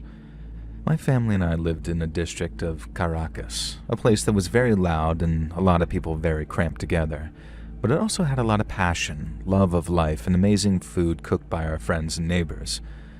My father ran a small pharmacy on the corner of our street, and I didn't really realize it growing up, but that pharmacy was almost like the beating heart of our community. My father knew everyone, and I mean everyone, because everyone came into the pharmacy whenever they got sick and needed medicine. He knew all the young mothers and their babies who stopped by to pick up formula and diapers. He knew all the abuelas, too, the grandmothers and single seniors who came to him for their monthly medication. He cared for them deeply, and they cared for him, too. He gave his best advice and helped keep the community healthy year in and year out. He listened to their stories, recommend remedies from everything from a stubborn cough to a broken heart, and sometimes even extend credit to families who couldn't afford to pay right away. He was quiet, a kind man in his white coat who always smelled faintly of antiseptic and mints. Sometimes, before we went off to school, he'd sneak me those little candies from the counter when no one was looking. Being his daughter meant that I spent a lot of afternoons there after school, watching him dispense as much advice as he did medication.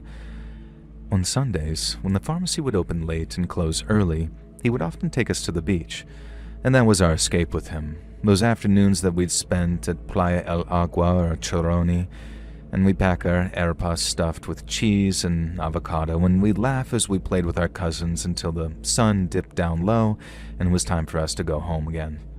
And music was everywhere. Life was good, and we had a sense of possibility, like the country was alive with energy, even if it wasn't perfect. But underneath it all, things were tough, especially as the decade wore on.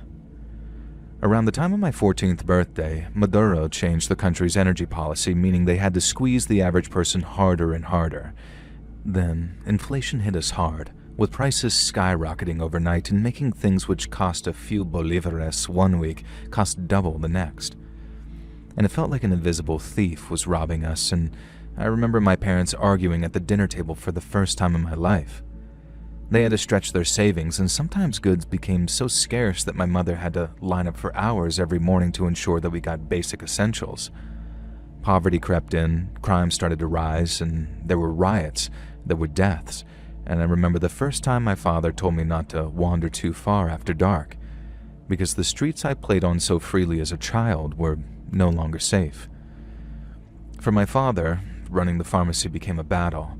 He was proud of it, but with the economy tanking and heavy government regulation creeping in, it became harder and harder to get certain medicines. Instead of being excited to see us and spend time with us, he'd finish the day exhausted and unhappy, telling stories of patients who couldn't afford their prescriptions anymore. He never stopped helping, slipping free samples to neighbors or staying open late for emergencies. But in 2019, something happened that meant for the first time in his life, my father considered a life outside of Venezuela. On the afternoon of March 7th, 2019, at around 5 o'clock, the lights went out. All over Venezuela, from my home, Caracas, to the smallest town, the electricity suddenly died. We had blackouts all the time, and power usually came back on after an hour or two, but this time, it was different. The power stayed off for hours and hours, then at around 9 p.m., the government broadcasted a radio message to the people who could listen on these battery-powered devices we had. And they said that the power had been caused by the CIA and the U.S. military, who performed a sabotage attack on the Guri Dam. And next to the dam is a massive hydroelectric plant that powers most of Venezuela. But no one believed them. The power had failed just like everything else was failing because of years of neglect, no maintenance, and a system that was rotten from the inside out. We heard news reports too, and I can remember to this day how frightening they were. The hospitals were by far the worst affected because they could only afford to keep enough fuel stocked up to keep the generators running for a few hours at a time. And when they ran out, babies in incubators were at risk and surgeries halted mid-procedure. They had to rush people out into the parking lot to hook machines up to car batteries just to keep people from dying. And as you can imagine, people were understandably very angry about this and demonstrated the next day for the government to do something. They sent in riot police, but also promised that they would do something. The power would return within 24 hours. But yet again, this was nothing but a lie. Over the next few days, food rotted in fridges and the water pumps stopped, so we had no running water until the power came back on. The metro shut down, but people still had to work as best they could, so in the mornings and afternoons, the streets clogged with people walking miles home. And this dragged on for days, turning into the worst blackout we'd ever seen, with parts of the country in the dark for a full week. But the worst part was the looting. By the third day, people were getting more and more desperate, and in places like Maracaibo, it was like the end of the world. I heard a crowd of almost 1,000 people storm a shopping district, looting supermarkets and bakeries and even hardware stores. They weren't just looking for food either. They had furniture, electricals, anything they could trade for daily essentials from those hoarding supplies. People guarded their homes with whatever they had to keep looters away. Sticks, machetes, hammers, anything. Here in Caracas, it wasn't as bad. But still, on Avenida San Martin, groups broke into shops at night, smashing windows and grabbing what they could before the police showed up with tear gas. We heard gunshots echoing through the streets, and families like mine locked the metal concertina gates on their homes and shop fronts. We prayed it wouldn't spread to our block, and for the most part it didn't. But then on the fourth day, something terrible happened. Our pharmacy was on the ground floor with our apartment right above it, and they were connected by those smooth stone stairs inside. My father had always been prepared to be robbed, being that we sold medicines which actually got a high price in the black market, but never in my life had we ever been robbed or had anything stolen. And so when my father heard that a local gang was planning on targeting his store, it was proof of just how much things had truly changed. But he didn't dwell on that, not for long anyway. He just simply began his preparations. We knew we couldn't rely on the police, who were too focused on protecting the wealthier and more industrial areas of Caracas, along with government facilities which held food and clean drinking water. But the gangs knew that too. And so when my father heard that he was their latest target, he took the rumor very seriously. And he thought that they might hit us on the third night once things had started to become really bad for people, but they didn't. And yet on the fourth night at around midnight, we were all woken up to the sound of banging against the metal shutters downstairs, as 5 or 6 men worked silently to gain entry into our home. My father said they must have been rough, desperate types, probably from the barrios, who were robbing to make money and not to survive, but he didn't panic. He rigged up defenses days before, so instead of losing his head, he simply put his shoes on and went to work. He grabbed this big slab of steel that he'd salvaged from an old construction site, one that he'd welded straps to create a sort of makeshift shield. He said it was heavy as hell, but he trusted it to block bullets if need be. Now he carried it to the landing on the stairs because from there he could see all the way through the pharmacy and to the shutter which kept the robbers out. It was kind of like a cage, in that there were large diamond-shaped gaps through which he could see the robbers. And so after planting his metal shield down and crouching behind it, he gave the robbers their one warning that they should leave. I remember hearing them shouting in reply, telling him to go back upstairs so they could work in peace. If he didn't, they would hurt him. And in reply, my father said only in Spanish, "So be it." My father hauled his metal shield down the rest of the stairs and planted it in the gap in the counter we used to get behind it. He then reached for something that he'd been keeping under the counter, something of his own creation. He'd mixed it up in the back room using over-the-counter stuff, ammonia from cleaning supplies, chili powder for extra burn, and some vinegar to react and create a nasty gas, all stuffed in a glass jar with a fuse from fireworks that we'd saved. And what it amounted to was a homemade tear gas bomb. And as the robbers kept hammering at the lock holding the shutters closed, my father lit the fuse, let it burn down a little, and then tossed it across the pharmacy towards the shutters. And then boom, it exploded near the robbers and surrounded them in a choking cloud that had them coughing and cursing with their eyes watering like rivers. A couple backed off right then, but the others, tougher or maybe more desperate, kept at it. And one of them fired a shot towards my father which bounced off the metal shield that he was holding. It saved his life, but he knew that it might not hold if it was weakened, and so after a second shot bounced off the thick metal surface, he began backing off to the stairs for his next phase of the plan. After my father retreated upstairs and abandoned his huge metal shield, it wasn't long before the robbers finally broke open the gate and entered the pharmacy. I remember hearing them laughing with glee when they finally got inside, and my heart was pounding. My mom and I went upstairs, locked in the bedroom, ready to climb out of the back window and jump if that gang got past my father and tried to get into the room. We could hear as the gang started ransacking the shelves below, grabbing painkillers, antibiotics, whatever they could stuff into bags, but when they were done, they still weren't satisfied. They spotted the stairs and started climbing, probably figuring that we had money or food up there, and since it was dark, they couldn't see what my father had done to the stairs. As they advanced upward, one of the robbers slipped and fell and then screamed. It was like a triple scream almost, one at the pain of the impact, and one when he realized why it had hurt so badly, and a third when he slipped and injured himself again. My father said another man tried to push past the fallen man and he too slipped and fell before screaming in agony. You see, the smooth stone stairs were covered in cooking oil.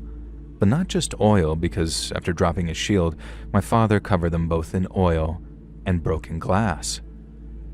As the group of robbers tried to retreat back down the stairs, the two men at the lead came down again as they tried to get up, and as their feet slid out from under them, they tumbled back into the others. They all went down in a pile, slipping and crashing and slicing themselves in the broken glass, so they had deep cuts on their hands and arms and legs with blood everywhere. And their screams echoed up the stairs, and since I didn't know what was going on, I was terrified. My mom, on the other hand, knew exactly what was happening, which is why she was reassuring me that everything was fine. Dad said that he looked down the stairs and he saw one guy's face gashed open and another limping with the shards in his foot, and I imagined him standing there like some warrior, shouting for them to get out or he'd do worse. But in reality, he didn't say a thing. He didn't feel triumphant because we knew how close that we'd come to potentially being murdered by these people. But we were alive, and all the robbers had done was leave empty shelves and these trails of blood. And the aftermath was a mess that I don't think I'll ever forget. The pharmacy was almost completely trashed. The shelves were empty, there was broken glass all over, and bloodstains on the floor that took days to scrub away. We lost a lot of stock, and were completely cleared out of any foreign medicines, which cost a lot of money to import, but that was only the half of it. My father feared the robbers would return to carry out some revenge for resisting their robbery. He said he slept with one eye open for the next few days, and even when the power came back on, he knew that we were no longer safe here in Caracas. Now, neighbors came by the next day, helping board up the door and sharing what little food they had left before it spoiled. And the whole community knew of what had happened, so everyone was very much on edge. Now, We all had heard about the number of deaths being reported at the hospitals, and we all knew my father could have been one of them, maybe even myself and my mother too. We rationed candles and batteries, boiled river water to drink, and waited. All while the air was thick with the smell of rotting garbage because the trash trucks couldn't run. It was horrible, truly horrible, and there was a bright, shining silver lining that my father was a hero. At long last, on the 14th of March, power began to return to Caracas. It was sporadic at first, with some districts getting power before others, but then slowly but surely it crept back to the towns and villages, and soon power had been completely restored. People celebrated like it was a miracle, unaware that we'd have another big blackout in late March and then another that summer in July. But on those occasions, the community came out to create a human wall blocking any potential thieves or robbers from hitting the pharmacy. It was an incredible show of community spirit, but for my father, it was too little too late. He loved his friends and neighbors. He didn't feel as if they had let him down, and we all missed them very much. But those 3 blackouts showed just how fragile our country was and how weak and selfish our leaders were. Those days changed my father. They changed me too, so that when he announced that he was going to flee the country and in the middle of the night so we could not be stripped of our possessions for illegally migrating, he found no argument from me and my mother. And as I said at the start, we've lived in Argentina ever since, and although I miss my homeland very much, I know that we will never return until there are some big changes.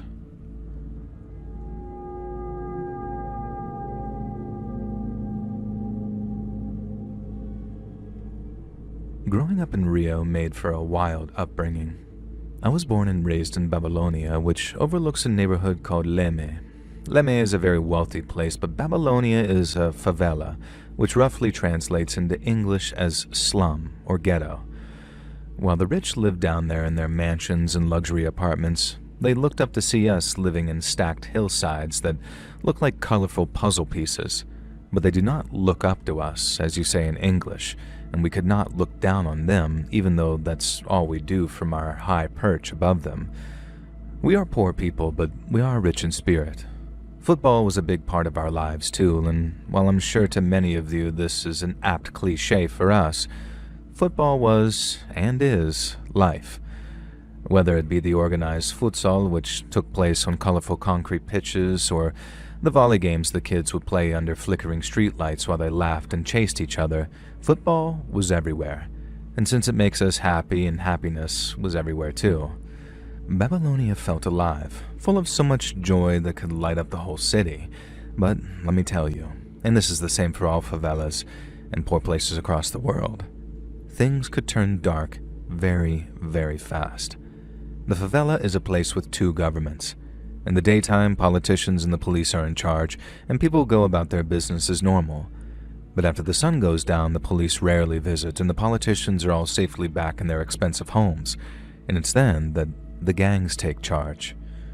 On a bad night, you'd hear gunfire popping off like fireworks, but it could happen in the daytime too, if the police decided to raid a gang hideout or carry out some other kind of operation. Entire streets could be shut down for hours with police and gang members sniping at each other, and sometimes the fights only ended when someone died, be it a gang member or a policeman or even an innocent person caught in the crossfire. You learned early to keep your head down, trust your instincts, and never walk to different neighborhoods after sunset. But sometimes, avoiding trouble in the favelas was impossible, because even if you try to dodge it, it has a way of just finding you anyways. And to me, there is no greater example of that than the blackout of 1999. And I remember it like it was yesterday, and I'll remember the date of March 11th until I'm old and senile. I was just a teenager back then, 14 going on 15, and it was a Thursday night, so just about as quiet and regular as a night in the favelas could be. I was at home looking after my little sister when suddenly, all the power suddenly went out. I later heard it was caused by a lightning bolt slamming into a big substation in Bauru, but that strike tripped the circuits and like dominoes, the whole grid collapsed. Generators shut down one after another. Even the massive Itaipu Dam couldn't hold it together. And suddenly the entire southern part of Brazil went pitch black. Sao Paulo, Rio, all of it. and all without warning. It was exactly 10:16 p.m. when everything went dark, and while my little brother was asleep upstairs, it was my job to watch him while my mother was at her friend's place. I went upstairs and out onto the small balcony we had, which looked over the city, and all the buildings were dark, and all the streetlights were completely out. Everything but the roads were plunged into darkness. Even the traffic lights were dead. It was an amazing sight. It was exciting, but also frightening too. People called out in the confusion as candles started to flicker in windows all over the favela, and you could also hear the sound of generators starting up too, because while blackouts were a regular thing, they tended not to last very long.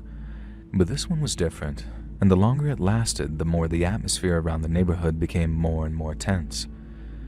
Whenever anything happened like that, be it a blackout or anything else which might cause unrest, the police usually sent patrols around to keep the peace. But on that night, a whole hour went by and I didn't see a single light or siren anywhere around the favela. They were all headed either downtown or what looked to me like Baja Tijuca, where all the high-end fashion and electrical stores were. Some people were listening to radio stations on portable radio sets, thanks to the station's backup generators, and when they heard there was looting and other chaos going on all over the city, people started getting worried.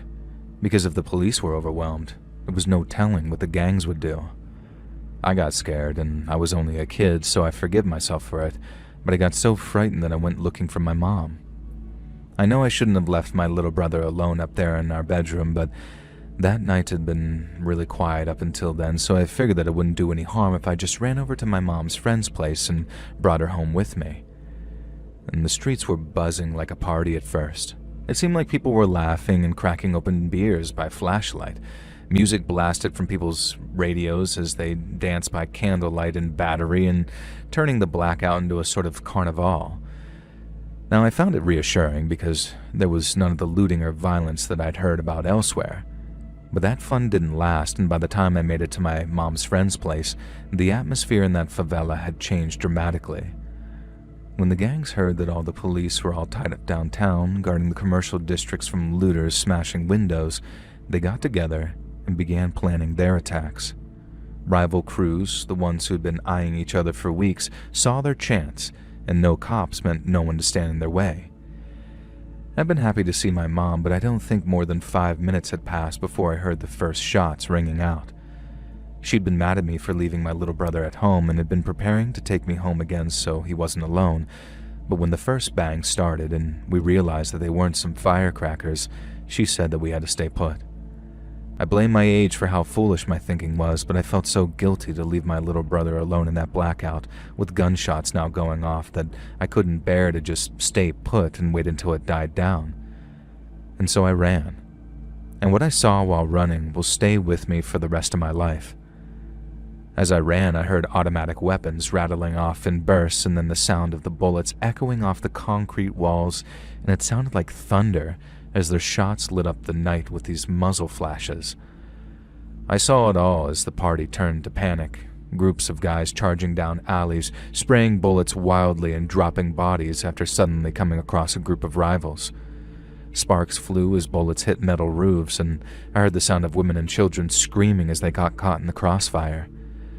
I remember seeing one guy I knew from school, an older boy who was just running for cover when a burst hit him in the back, cutting him down and turning the front of his white shirt black. In another incident, I saw two gangs clashing at a corner, shooting each other with these rifles and barking at each other from behind barricades of wrecked cars. I ducked down behind a wall as bullets whizzed past and chipped the concrete near me, and I remember how the air reeked of gunpowder and how the gunshots made my shadow flash in front of me. It was all so engraved into my young mind. It felt like I was suddenly in the middle of a full-on war, with bodies piling up and the wails of the wounded mixing with the non-stop shooting of machine guns. And my heart was pounding, and I knew I should have been scared for my life, but all I could think about was my little brother, all alone in the dark of our bedroom and probably terrified. I had to get back, and in the moment I didn't care if I died trying. I remember weaving through this madness, dodging groups trading fire with rifles. Bullets zipped overhead as people crumpled like rags, and I remember tripping over someone moaning on the ground. It was hell, It's all I can really say, pure and simple. The blackout had turned our home into a war zone. And I remember stopping to take cover and suddenly hearing someone calling out to me.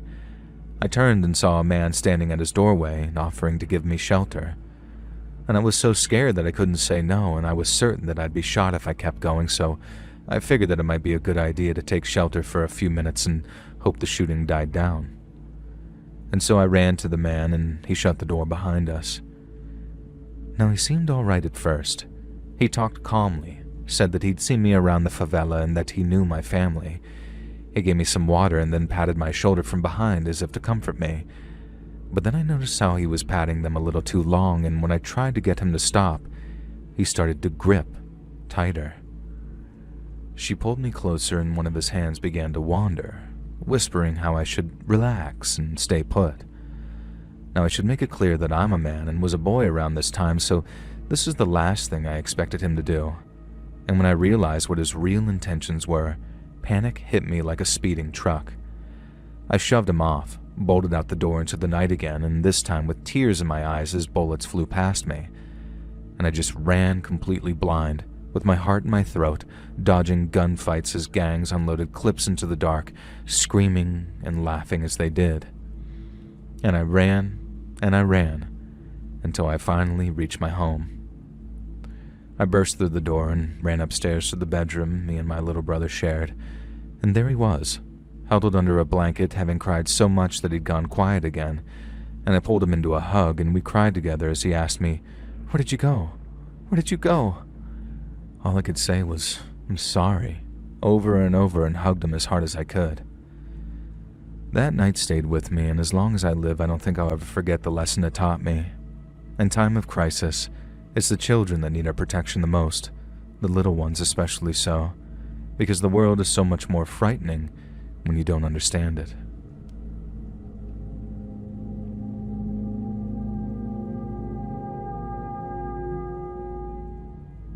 My name is Praya, and I live in America now, but I grew up in New Delhi in a slum, and as the name suggests, it wasn't easy. Our home was a very modest 2-bedroom home, and I shared it with my parents and my little brother, Arjun. My father worked as a rickshaw puller and suffered from severe back pain after years of pedaling through busy traffic, while my mother stitched garments in dimly lit workshops for just a few hundred rupees a week. And when times were bad, they were really bad, and my least favorite time of year was monsoon season because our home flooded with filthy water and forced us to sleep on uncomfortable elevated pallets. But there were also joys that kept my spirit alive. India is a place of many vibrant festivals, and some of my fondest childhood memories are of lighting diyas and sharing sweets with my brother. And then there were the kite battles on Independence Day where you could watch rival kites cutting each other down as these operators, we called them, either cheered in victory or cursed in defeat. We ate rice and lentils most days, and power cuts were so frequent that we joke about the electricity being so unreliable. But then came one power cut that wasn't at all funny. In fact, it terrifies me to think about it even all these years later. I was still a student back in 2012, but I also had a part-time job at a local garment factory, not the same as my mother's. At least until one day when a boy named Rajesh proposed to me. Now, he was the son of a factory supervisor, a smug older boy with a slicked-back hairstyle and a gold chain around his neck. His family lived in a proper apartment block on the edge of the slums, not quite middle class, but worlds above me and my family. I remember how he cornered me after work one evening, grinning as he asked me if I had plans to marry. When I said no, he asked to meet my father, the implication being so they could arrange my marriage to Rajesh. And when I refused to arrange the meeting, he turned nasty. He didn't shout, but he got very angry as he recommended I reconsider. And I told him to leave me alone, but he stood there in front of me, seething as he told me once more to reconsider. And I told him if he didn't leave me alone, I'd tell his father what he was doing. Rajesh said that I'd regret my decision, and then walked away so angry it looked like he was shaking. Now that was June, and then just over a month later, a large blackout hit. Now I don't know how it happened, but at around 9 p.m. the lights suddenly started stuttering and then died completely. Street lamps blinked out, fans just ceased, and the only sounds were of distant traffic and the uneasy murmur of voices wondering how long it'd continue for. Our parents were still at their night shifts, so it was just Arjun and me at home. Now, he was only 10, playing with his toy cars by the glow of our only emergency lantern, and I was in the kitchen boiling water for some tea when I heard a knocking on our front door. And when I called out for them to enter, it was the brother of a friend from school, and he had some terrifying news for me. Now, Rajesh and his friends were coming to do something unspeakable to me, and he knew this because they were just minutes away and he'd heard them talking about it with his own ears. My friend's brother sprinted all the way over to us as fast as he could, and I mean it when I say that he saved my life that night. I grabbed Arjun, snuffed out the emergency lantern, and then we ran upstairs to our bedroom and barricaded the door shut with a wooden dresser that we shared. And then we waited, scared and silent, until we heard the sound of someone kicking the door open downstairs. I heard Rajesh shouting, "Find her," before people began searching downstairs. I don't know exactly how many of them there were, but there had to be at least 4 of them searching for us, so it wasn't long before they found the stairs. I heard Rajesh shouting for me to come out, and I knew our little barricade wouldn't last a second once he'd found our bedroom. I could hear him muttering about teaching me a lesson, about making me beg for that proposal. Arjun trembled beside me, clutching a small kitchen knife that he'd snatched on the way up as footsteps thudded up the stairs. I pressed a finger to my lips to keep him quiet, but every creak of the floorboards only made my fear worse and worse. They began probing the rooms as they reached the top of the stairs, and their flashlight beams were slicing through the cracks of the doors as they got closer to our hiding spot. And I remember Arjun whispering, "They're coming," and I realized the window was our only escape. It was already open, so I didn't have to risk alerting Rajesh to our presence by prying it open, but I hoisted Arjun through first and then followed, scraping my knees on the sill as I clambered out onto the flat stone roof. The night air was cold, I remember, but fear made it feel suffocating as I quietly directed Arjun to climb up onto the roof of our bedroom and out of sight of its window. Seconds after we reached it and flattened ourselves out, we heard the sound of the dresser scraping against the floor as someone pushed open our bedroom door. I heard one of them shout, "She was in here," before several of them ran for the window. I could hear them talking as they looked out of it, and then, in my infinite relief, I heard Rajesh suddenly ask, "Where is she hiding?" We didn't move, and we didn't dare speak as seconds stretched out to feel like eternity. We lay there in silent agony, and my mind raced with visions of them spotting us, dragging us down, and doing things worse than murder to us. But then, thankfully, and to my indescribable relief, I suddenly heard Rajesh say, "She must be hiding outside somewhere." We heard them running off, but we didn't dare move, not until we heard the sound of our mother screaming at the sight of her ransacked home. We cried as we told her what happened, and he helped her clean up. But it took 2 whole days for power to return to all the affected areas. My father ended up going to the police, who rounded up 2 of the invaders, and they turned out to be small-time criminals with records who were recognized by our neighbors having kicked our door in after banging on it. They confessed to being hired for what was basically a scare job, but clammed up on who paid them, meaning Rajesh, and he went untouched. I saw him swaggering through the neighborhood days later, smirking as if nothing happened, and that turned out to be the only advantage. He didn't want to talk about it and try anything else because he didn't want anyone to know about not one of his failures, but 2 of them. What happened was truly horrifying and traumatic, but strangely Arjun and I grew closer from it. I was so proud of how brave he was, and I wanted to be there for him always, just like he was with me on that roof that night when Rajesh came looking for me. Sadly, our paths took us to different places in life, but I sent him money every month to ensure that he and his children have a better life than our own family did.